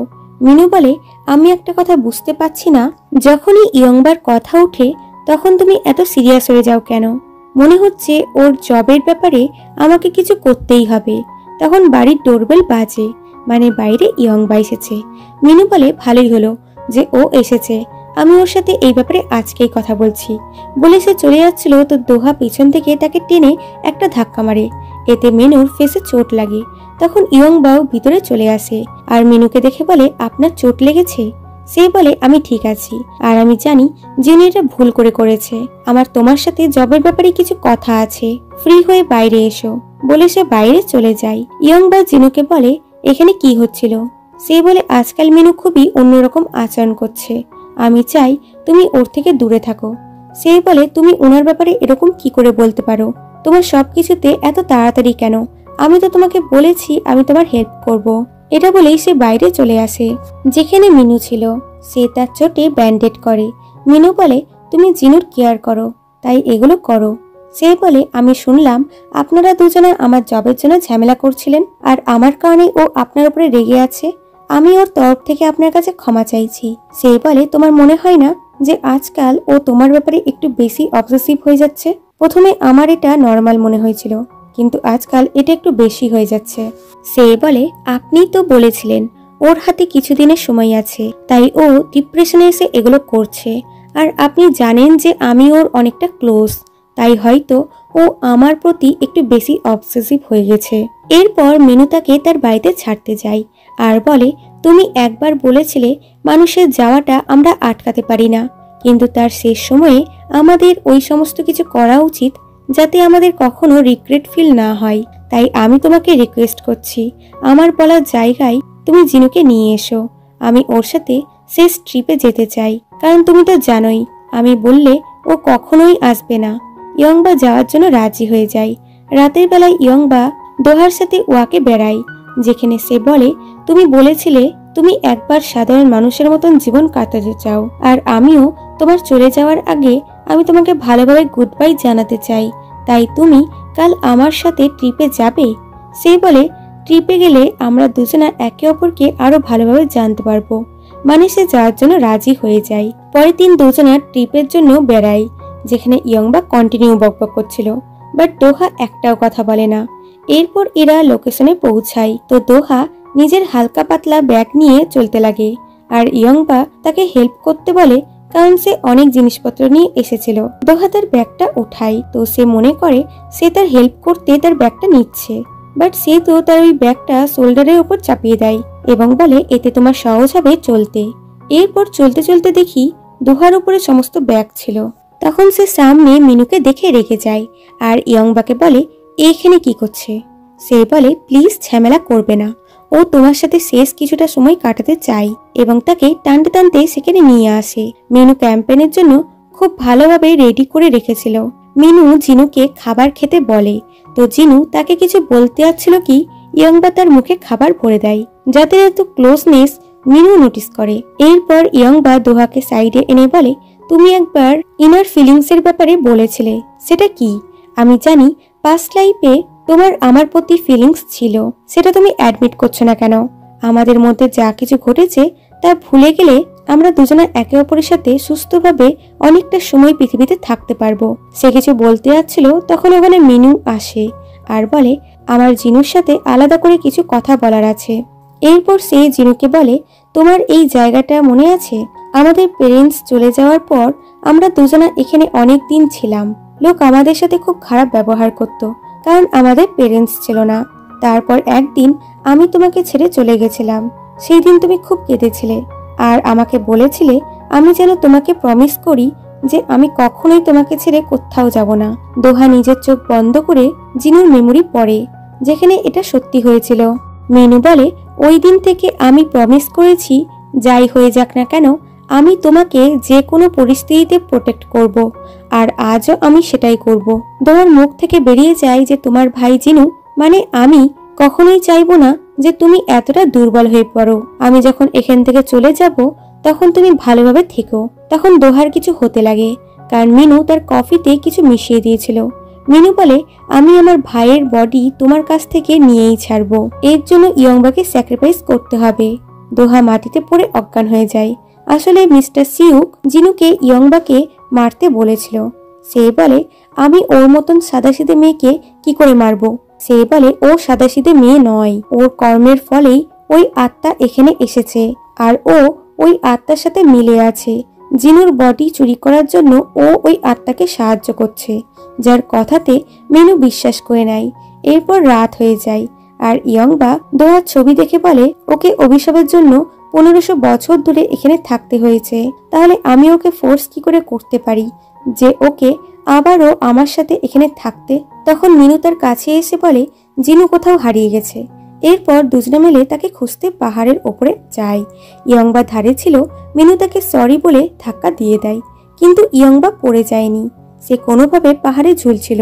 যেখানে সে বলে, জিনু আমি যদি জানতাম এরকম হবে তাহলে আমি তোমাকে আমার মনের কথা বলেই দিতাম। তখন সে জ্ঞান হারাচ্ছিল। সিন পাস লাইফে যায়, যেখানে রিতা বিয়ের আগে দোহার সাথে দেখা করে। দোহা তাকে তার ব্যাগ দিয়ে বলে, এখন আমাদের সৈনিক পূর্ব দিকে পাহারা দিচ্ছে, উত্তর দিকে তোমার রাজ্য অর্থাৎ কায়ের লোকজন যাচ্ছে, তুমি ওদের মধ্যে ঢুকে নিজের রাজ্যে চলে যাও, তোমাকে বাঁচতে হবে। সে বলে, আমি চলে যাওয়ার পর আপনি কি করবেন? সে বলে, আমার বেঁচে থাকার কোনো রিজন নেই। সে বলে, ভুল কথা, আপনি আমাকে পাওয়ার পর আপনার বাঁচার ইচ্ছা হয়েছে, আর এখন আপনি চান আমি এখান থেকে চলে যাই। কমপক্ষে আপনি আমার সাথে লয়াল থাকুন, আর সত্যিটা বলুন যে আপনি আমাকে কাছে রাখতে চান কিনা। সে বলে, আমি এটা চাই না। রিতা শর্ত রাখে যে যদি তুমি পিছন ঘুরে না তাকিয়ে এই পাথরগুলো পার করো তাহলে আমি চলে যাব। দোহা পাথরে হাঁটতে লাগে এবং মাঝ রাস্তা অব্দি চলে আসে, কিন্তু একবারও পিছন ঘুরে তাকায়নি। ইয়ংবা বলে, তুমি সত্যি চাও আমি এখান থেকে চলে যাই? বলে জলে পাথর ফেলে, বাট সে তখনও তাকায় না এবং চলতে লাগে। সে এসে তাকে হাক করে নেয়। সে পিছন ঘুরতেই বলে, আমি শর্ত জিতে গেছি। সে বলে, আমি চাই তুমি আমাকে ছেড়ে যেও না, বলে তাকে কিস করে। বর্তমানে দেখা যায় দোহা ইয়ংবার হাত ধরে নেয়, যাকে দেখে ইয়ংবারও সেন্স আসতে লাগে। দোহা তাকে টেনে তোলে, তো সে ইমোশনাল হয়ে তাকে জড়িয়ে ধরে আর বলে, আমি বলেছিলাম আমি তোমাকে ভালোভাবে গুড বাই জানাতে চাই, কিন্তু সত্যি কথা হলো যে আমি কখনোই তোমাকে গুড বাই জানাতে চাই না। আমি চাই তুমি সবসময় আমার সাথে থাকো। এটা শুনে দোহার চোখে জল চলে আসে। সে নিজের হাত দেখে বলে যে আমি কি কখনো তোমাকে মারতে পারবো? এরপর ইয়ংবা হসপিটালে ছিল, তার খুব একটা চোট লাগেনি। দোহা বলে, এগুলো মিনু করছে তাই না?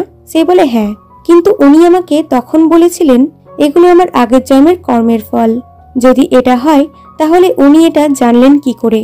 তখন ওখানে মিনু আসে, যে ইয়ংবাকে সুস্থ স্বাভাবিক দেখে ওখান থেকে পালিয়ে যাচ্ছিল, কিন্তু হঠাৎ করে ভাবে আমাকে জিনুকে প্রোটেক্ট করতেই হবে বলে সে পিছন ঘুরতেই দোহা এসে তার কলার ধরে নেয় আর বলে, তুমি অলরেডি জানতে যে আমি জিনু না, কিন্তু তুমি ইয়ংবাকে মারতে চেষ্টা কেন করেছো? তুমি বলেছো এটা ওর আগের জন্মের কর্মের জন্যই হচ্ছে। তুমি আগের জন্মের কথা জানলে কি করে? তুমি প্রায় ওকে মেরেই ফেলেছিলে, বলো তুমি এটা কেন করলে? সে বলে, আমি শুধুমাত্র আমার ভাইকে বাঁচানোর চেষ্টা করেছি। আমি শুনেছি তোমার কানেকশন ইয়ংবার সাথে, তাই আমি ওকে মেরে দিলে আমি আমার ভাইকে বাঁচাতে পারবো। সে বলে, এই ফালতু কথা তোমাকে কে বললো? এরকম কখনো হয় না, কারো জান নিয়ে কারো জন বাঁচানো যায়। এই ফালতু কথার জন্য আজ তুমি কোনো সাধারণ মেয়েকে মেরে ফেলছিলে আর সারা জীবন গিল্টি ফিল করতে। আর তুমি জানো যে আমি জিনু না। তুমি অলরেডি জিনুকে হসপিটালে মরতে দেখেছো। যা শুনে মিনু খুবই স্যাড হয়ে যায় আর বলে, তার মানে ও যা যা বলেছিল তা মিথ্যা। দোহা তাকে কিছু জিজ্ঞাসা করতে যাচ্ছিল কি মিনু ওখান থেকে চলে যায়। সে সিউকের কাছে যাচ্ছিল আর ইয়ংবার কথা ভাবে যে সে তার কত কেয়ার করত, এমনকি কতবার নিজের জীবনের ঝুঁকি নিয়েছে, আর আজ সে তারই জান নিতে চলেছিল। তার নিজের উপরে গিল্টি ফিল হয়। এদিকে দোহা এবং ইয়ংবা বাড়িতে চলে আসে। ইয়ংবার ফোর্স করাতে সে বলে, তুমি তোমার 30তম জন্মদিনে মারা যাবে, এটাই তোমার অভিশাপ। প্রতিটা জন্মে তুমি এইভাবেই কোনো না কোনো কারণে মারা গেছো। মানে অভিশাপ শুধু দোহারই নয়, বরং ইয়ংবারও আছে। এদিকে মিস্টার সিউক ইয়ংবার জন্ম তারিখ দেখে খুশি হচ্ছিল, কারণ সেটা খুব কাছে এসেছে। মিনু ওখানে রেগে আসে আর তার কলার ধরে বলে, তুমি আমাকে মিথ্যা বলেছিলে যে জিনুকে বাঁচাতে ইয়ংবাকে মরতে হবে। বলো তুমি এটা কেন বলেছিলে? সে বলে, তুমি ওই মেয়েটাকে মারতে পারোনি। জানো আমি এটা কি করে জানলাম? যদি ও মরে যেত তাহলে এই দাগটা মিটে যেত। আমি তোমার মতন দুর্বল মানুষের উপরে টাইম ওয়েস্ট করলাম। সে বলে, এটা সত্যি যে আমার ভাই মরে গেছে? সে বলে, হ্যাঁ এটা সত্যি, আর এরকম কখনো হয় না যে মরা মানুষ বেঁচে উঠে। এখন আমার তোমার ফালতু কোশ্চেনের অ্যান্সার দেওয়ার কোনো ইচ্ছা নেই। এটা বলে তাকে জোরে করে ধাক্কা দেয়, যার ফলে জিনুর খুব জোরে আঘাত লাগে। সে বলে, তুমি আসলে কে হও? সে বলে, তুমি প্রথম না যে ইয়ংবাকে মারার জন্য আমার হয়ে নিজের জীবন হারিয়েছো, আর আমি তোমাকে বলেছিলাম 1500 বছর ধরে ডেভিল স্পিরিট এখানে ঘুরে বেড়াচ্ছে। আসলে সেটা হলো আমি। মিনু বুঝে যায় যে তার জীবন যেতে পারে, তাই কোনোভাবে তাকে হিট করে পালাতে লাগে আর দোহাকে কল করে সমস্ত কথা বলার চেষ্টা করে, বাট সে তাকে ধরে নেয়। এদিকে ইয়ংবা এবং জিনু কথা বলছিল, তখন জিনুর কাছে হসপিটাল থেকে কল আসে। দুজনে তাড়াতাড়ি করে হসপিটালে আসে, যেখানে মিনুর অবস্থা খুব খারাপ ছিল। পুলিশ দোহাকে বলে, মিনুর অবস্থা দেখে বোঝা যাচ্ছে যে ওকে খুব খারাপভাবে মেরেছে। সেটা কে এটা আমরা জানি না, আমরা কিছু জানতে পারলে আপনাকে জানাবো। তখন লয়ার বলতে বলতে আসে, এইসব ওই লোকটা করছে, এবার আমার পালা, আমাকে এখান থেকে পালাতে হবে বলে পালিয়ে যাই। দোহা তার পিছনে যায় এবং তাকে ধরে বলে, তুমি কোন লোকটার কথা বলছিলে? তার ফোর্স করাতে সে বলে দেয়, ওই লোকটা আমাকেও ফোর্স করেছিল তেজুকে মারার জন্য, কিন্তু আমি ওকে মারিনি।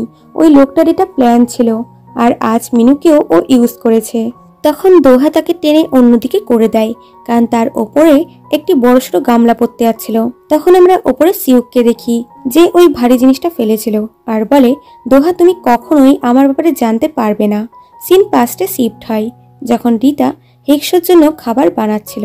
হেক্সো বলে, কেমন হয় যখন কেউ কারোর জন্য নিজের জান দিতে যায়, আর কেমন লাগে যে তার বাবা মাকে মেরেছে তাকেই বিয়ে করা। আমি এগুলো জানতে ইচ্ছুক, তোমার কেমন লাগছে নিজের বাবা মার খুনিকে বিয়ে করতে? সে বলে, আমি চেষ্টা করেছিলাম আমার বাবা মায়ের খুনিকে মেরে ফেলার, কিন্তু আমি পারিনি। হেক্সো বলে, তুমি চিন্তা করো না, আমি তোমার বাবা মায়ের খুনিকে শাস্তি দেব, কিন্তু তুমি খেয়াল রাখবে কাল তোমাদের দুজনের বিয়ে যেন হয়ে যায়। আমাদের রীতি অনুযায়ী বর কনের বিয়ে হয়ে যাওয়ার পর বরকে যুদ্ধে যেতে হয়। কাল যে যুদ্ধটা হচ্ছে সেটা অনেক বড়, ওখানে দোহা আমার জন্য লড়াই করতে করতে মরে যাবে। যা শুনে রিতার দোহার জন্য চিন্তা হয়, আর মনে মনে বলে, আমি তোমাকে বিয়ে করি চাই না করি, তুমি সেই মরেই যাবে। এদিকে দোহা যুদ্ধের পোশাক দেখে বলে, যাই হয়ে যাক না কেন, আমাকে কাল যুদ্ধ থেকে বেঁচে ফিরতেই হবে। এরপর এদের বিয়ে হয়ে যায়। হেক্সো রিতাকে বলে, কাল যদি আমার সৈনিক এবং তুমি দোহাকে মারতে অক্ষম হও, তাহলে তুমি খেয়াল রাখবে দোহা যেন আমার সমস্ত কথায় শোনে। তখন দোহা এলে সে ওখান থেকে চলে যায়। দোহা রিতের গলায় লোটাস সিডের ওই মালা পরায়, এটা বলে যে এই তাবিজ তোমাকে খারাপ শক্তির হাত থেকে রক্ষা করবে, আর তুমি আজ এখন থেকে আমার সব সময়ের জন্য একমাত্র স্ত্রী হও। যা শুনে রিতার চোখে জল আসে। বর্তমানে ইয়ংবা এগুলো স্বপ্নতে দেখে। ম্যানেজার তাকে বাড়িতে ছাড়তে যাচ্ছিল। এরপর দোহা লয়ারের সাথে সিসিটিভি ফুটেজ চেক করে, মিস্টার সিউককে দেখতে পায়, আর বলে, তুমি কে, যাকে আমি চিনতে পাচ্ছি না? এদিকে ইয়ংবা যাচ্ছিল, তখন তার চিপমঙ্গের কথা মনে পড়ে, যে বলেছিল, নিজের মনের গভীরে দেখো, তুমি নিজেই এই অভিশাপ ভাঙার রাস্তা খুঁজে পাবে। এবং সে দোহার কথা ভাবে যে এরকম নয় তো যে আমি ওকে পছন্দ করতে লেগেছি। তখন তার সামনে মিস্টার সিউক আসে, যে বলে, এইবার ইয়ংবা তুমি আমাকে চিনতে ভুল করবে না। সে বলে, আপনি কে? সে ইভিল স্টাইলে ভয়েস করে বলে, আগের জন্মের সম্পর্ক এত সহজে ভাঙে না। যখন তুমি আবার দোহার প্রেমে পড়বে তখনই তোমাদের দুজনের দুর্ভাগ্য শুরু হবে। সে বলে, তুমি কে হও? সে বলে, তোমার হাত আজও খুব সুন্দর, বলে ওখান থেকে চলে যায়। আর ইয়ংবার কথাটা খুব শোনা শোনা লাগে, আর মিস্টার সিউকের বুকের ঘাটা গভীর হতে লাগে, আর তার খুব পেন হচ্ছিল। সে বলে, আমার মরার আগেই আমাকে ইয়ংবাকে মারতেই হবে, আমার হাতে আর বেশি সময় নেই। এদিকে হিসেল ম্যানেজারকে বলে, সবাই আমাকে ইগনোর করছে কেন? অ্যাড এবং ড্রামার লোকজন সবাই আমাকে বার করে দিতে চাইছে। ম্যানেজার বলে, আমি চেষ্টা করেছিলাম যে ওরা যেন তোমার সাথে কন্ট্যাক্ট শেষ না করে, কিন্তু আমার এখন আর কিচ্ছু করার নেই। এটা বলে সে ওখান থেকে চলে যায়। আর হেসেল নিজের উপর খুব রাগ করছিল। যখন সে যাচ্ছিল তখন সামনে মিস্টার সিউক আসে, যে বলে, এত বড় অ্যাক্টর, কান্নাকাটি করা উচিত না, আমি তোমাকে সাহায্য করব, বলে তার দিকে হাত বাড়ায়, আর সে তাকে দেখতে লাগে। এদিকে ইয়ংবা মঙ্গের কথা মনে করে যে তোমাকে নিজের কর্মের ফলের সামনাসামনি হতেই হবে। তাই বলে, দোহা, আমি কি সেই ব্যক্তি যে তোমাকে সবচেয়ে বেশি কষ্ট দিয়েছি? এবং সে ঘুমিয়ে যায়। আর পাস্ট টাইপে দেখা যায় বিয়ের দিন হেক্সো রিতাকে বিষ দিয়ে বলে, এটা খাবারে মিশালে খাবারের রং রূপ চেঞ্জ হয় না, তুমি এটা দোহার খাবারে মিশিয়ে দেবে, কারণ দোহা যুদ্ধতে খুব ভালো, ওকে হারানো এতটা ইজি হবে না, তাই আমাদের আগে থেকেই রেডি থাকতে হবে। রিতা প্যাকেটটা নিয়ে নেয়। এরপর রিতা এবং দোহার ফার্স্ট নাইট ছিল। সে কিচেনে আসে এবং চুপ করে হেক্সোর খাবারে বিষ মিশিয়ে দেয়, কারণ সে জানে দোহাকে এই নরক থেকে বের করার এটাই একটা রাস্তা। মাঝরাতে তার হাতের খাবার খেয়ে হেক্সো ছটপট করছিল এবং জিজ্ঞাসা করে, তুমি এটা কেন করলে? সে বলে, দোহাকে নরক থেকে বার করতে হলে তোমাকে রাস্তা থেকে সরাতেই হবে, বলে তার বুকে তরবারি চালিয়ে দেয়। হেক্সো দুর্বল গলাতে বলে, আমি আবার জন্ম নিব, আবার তোমাকে খুঁজে বার করব। এর জন্য যত সময় লাগুক আমি তোমাকে প্রতিটা জন্মে খুঁজে বার করব আর তোমাকে কষ্টদায়ক মৃত্যু দেব। এটা বলেই সে মারা যায়। রিতা খুবই ভয় পেয়ে গেছিল। সে বাইরে আসতেই তাকে বন্দি করা হয়। এই সমস্ত শব্দতে দোহার ঘুম ভেঙে যায়। সে বাইরে এলে হেক্সোর খাস লোক তাকে বলে, তোমার স্ত্রী জেনারেলকে খুন করেছে, একে মৃত্যুদণ্ড দেওয়া হবে। দোহা বলে, তুমি এটা কেন করলে? সে বলে, তোমাকে বাঁচাতে এটাই একটা রাস্তা ছিল।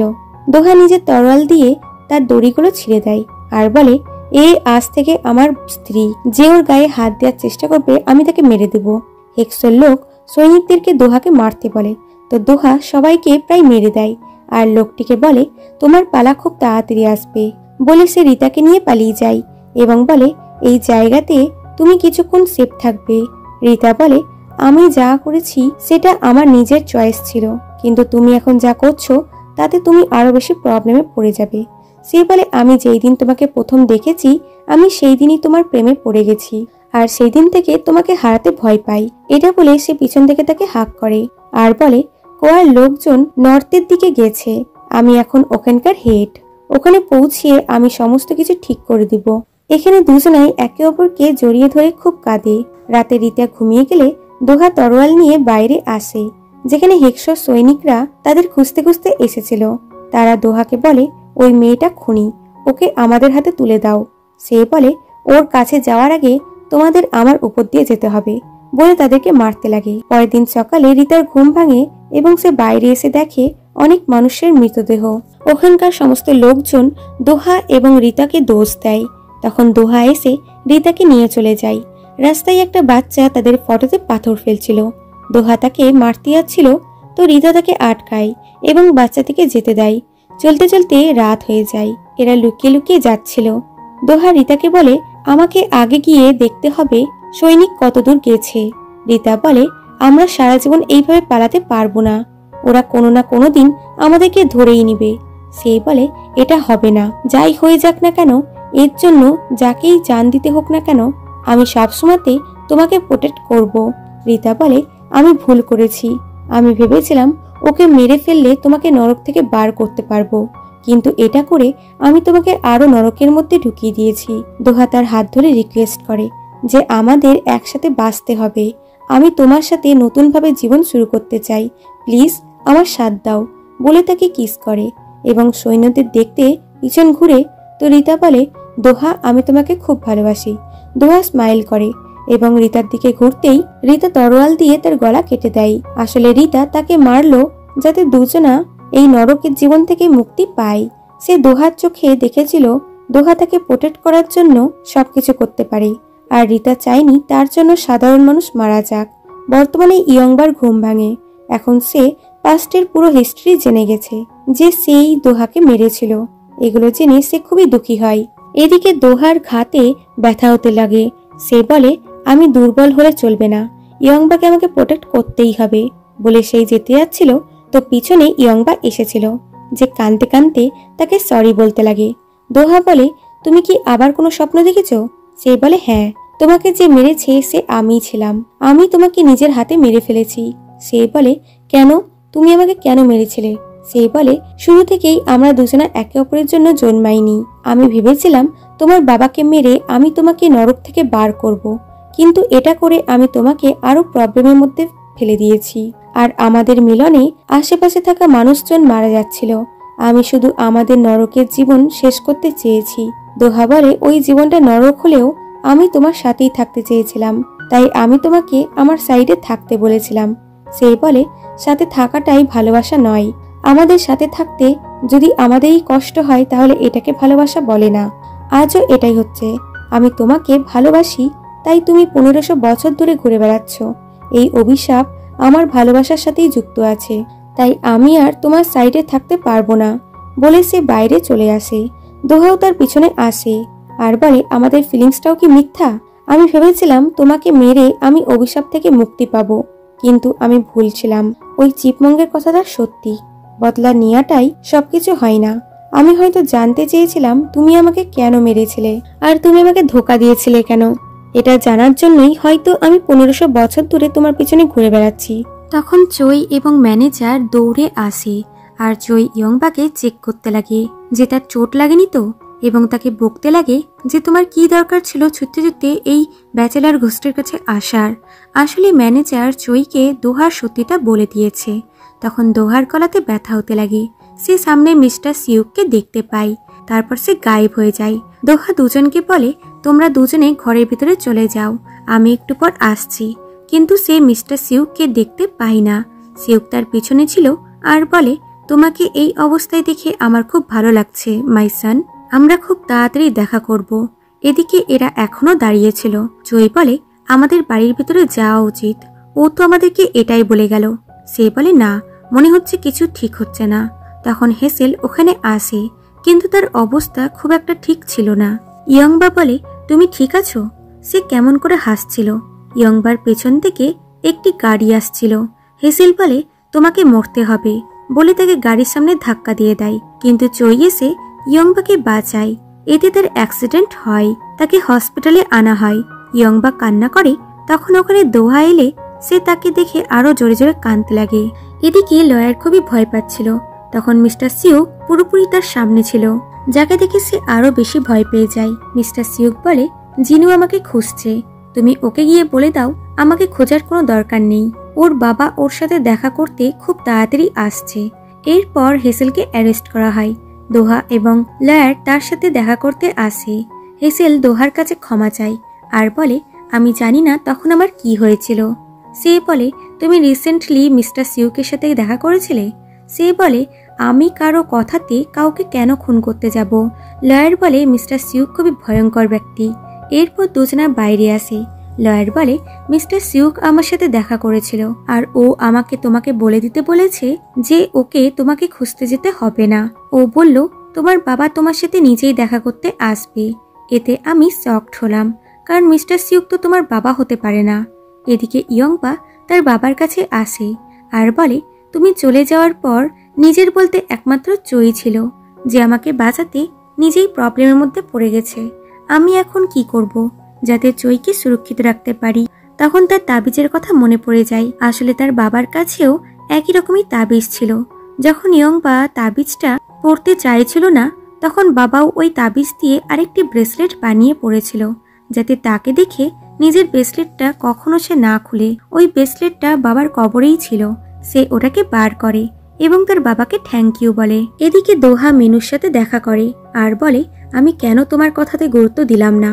তোমার যে এই অবস্থা করেছে সে কোনো মানুষ না, ও একটা মনস্টার। ও তোমাকে আর তেজুকে ইউজ করেছে। ও এখন আত্মা যে 1500 বছর ধরে রাগে রাগে ঘুরে বেড়াচ্ছে। ও হলো আমার বাবা হেক্সো। এদিকে মিস্টার সিউক ইয়ংবার সামনে আসে আর বলে মনে হয় এবার তুমি আমাকে চিনতে পেরেছ। তুমি আমার বুকে তরোয়াল ঢুকিয়েছিলে। সে বলে তুমি দোহার বাবা। সে বলে আমি হলাম সেই ব্যক্তি যে 1500 বছর ধরে তোমার 18টা জন্মকে মেরেছি, আর এইবার 19 বার হয়ে যাবে। এটা বলে সে তাকে মারতে যায়, বাট তাবিজের কারণে সে দূরে ছিটকে গিয়ে পড়ে। এরপর ইয়ংবা হসপিটালে আসে আর দোহাকে বলে ওটা মিস্টার সিউক না, ওটা তোমার বাবা হেক্সো। সে বলে তোমার সাথে আবারও দেখা হয়েছিল? সে বলে হ্যাঁ, আর তোমার দেয়া ব্রেসলেট আমাকে প্রোটেক্ট করেছে। সে রুমে এসে দেখে চইয়ের জ্ঞান ফিরেছে। এতে সে খুবই খুশি হয়। এরপর দোহা চিপমঙ্গের সাথে দেখা করে। মঙ্ক এইবার তার সাথে দেখা করে খুবই খুশি হয়। দোহা বলে আমি জেনে গেছি আমার আর ইয়ংবার মধ্যেখানে কে আছে। ওই খারাপ আত্মা আমাদের অতীতের লাইফের সাথে জুড়ে আছে। ও ইয়ংবাকে মারার সব রকমের চেষ্টা করছে। আপনার কাছে কোনো তোর আছে যার দ্বারা আমরা ওই খারাপ আত্মা থেকে মুক্তি পেতে পারবো? সে বলে এই পৃথিবীতে সবারই কিছু না কিছু ইচ্ছা থাকে। ওই খারাপ আত্মারও কোনো হিংসায় ভরা ইচ্ছা আছে, যেটাকে ও কখনোই শেষ করতে চায় না। আর এই পৃথিবীতে থাকার জন্য ওকে ওই ইচ্ছাটা পূরণ করতেই হবে।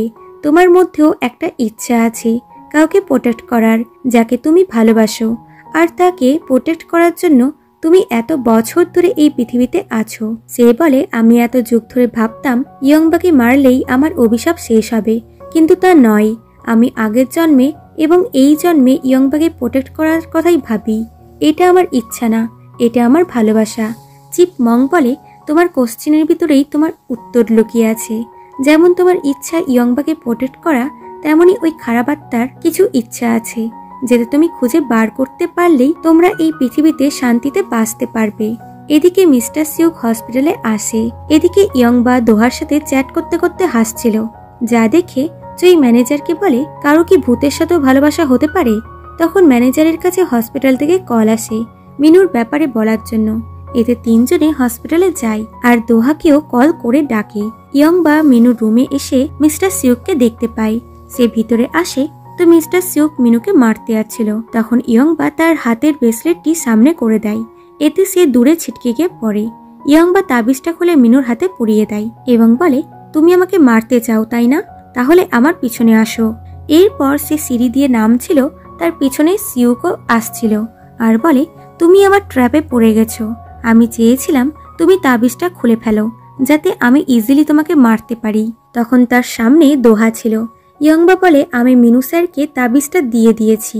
সে বলে, তুমি একদম ঠিক করেছো, এবার আমি তোমাকে প্রোটেক্ট করব বলে তাকে পাশের দরজা দিয়ে বার করে দেয় এবং সিউককে বলে, আমি জানি তুমি এই সময় কেন ইয়ংবাকে মারার জন্য তাড়াতাড়ি করছো, কারণ ইয়ংবার 30 বছর হওয়ার আগেই তুমি ওকে না মারলে তুমি নিজেই মরে যাবে।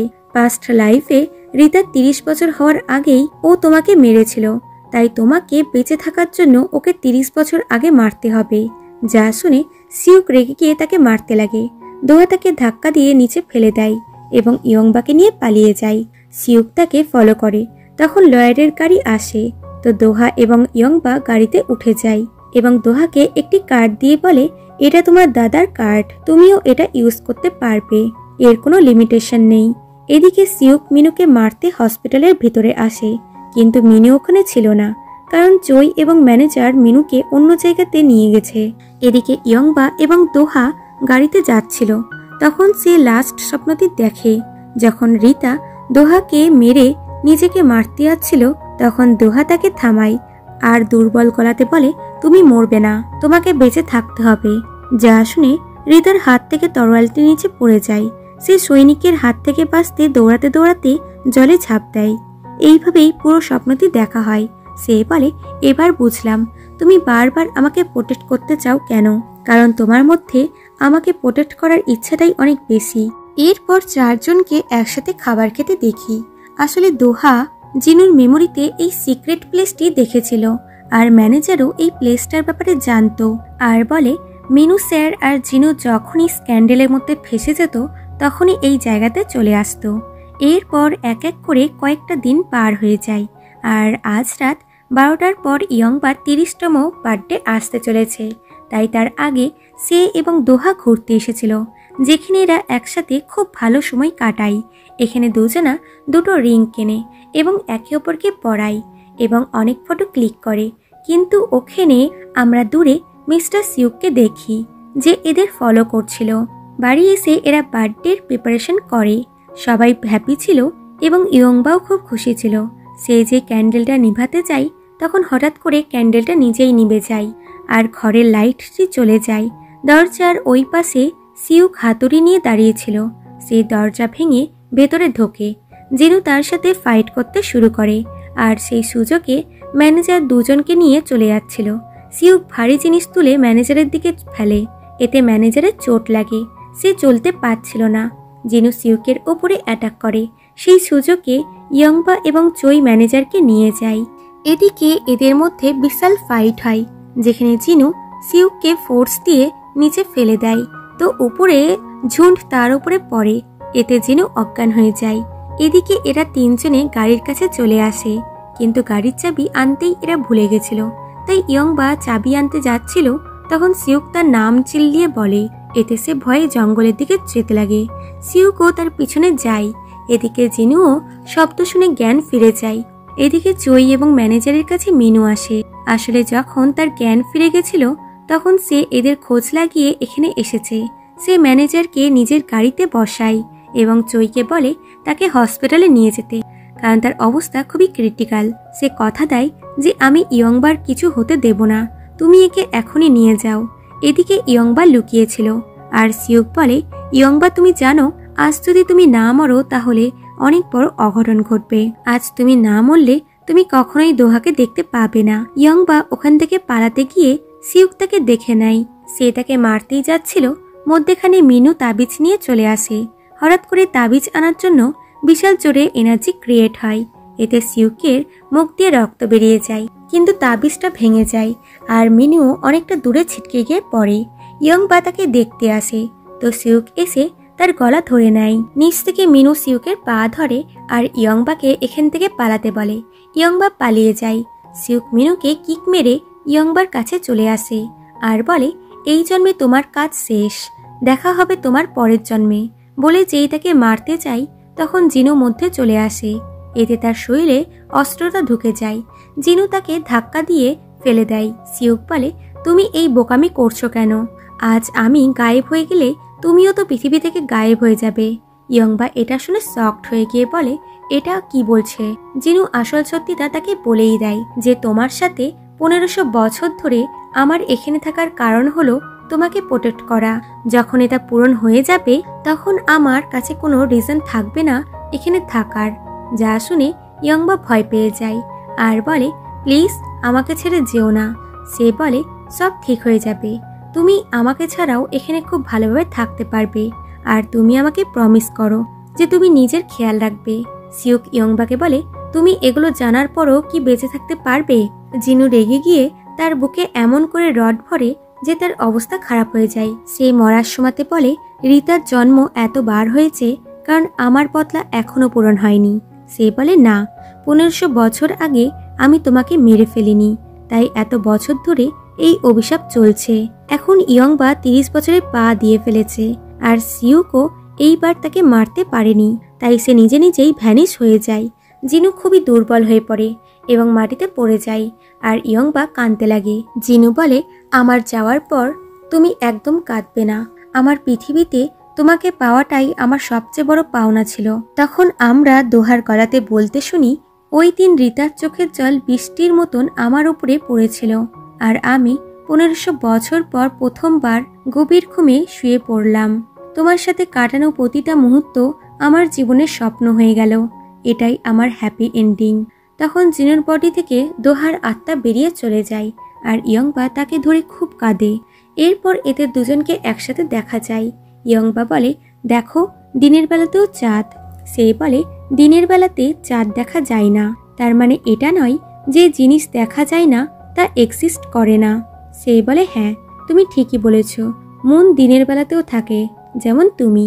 সে বলে, হ্যাঁ, আমি এইভাবেই সারা জীবন তোমার সাথেই থাকবো। এই স্বপ্ন দেখে ইয়ংবার হসপিটালে জ্ঞান ফিরে। তার কাছে জয়ী ছিল। এদিকে মিনু আর ম্যানেজার জিনুর ফিউনারেলে ছিল।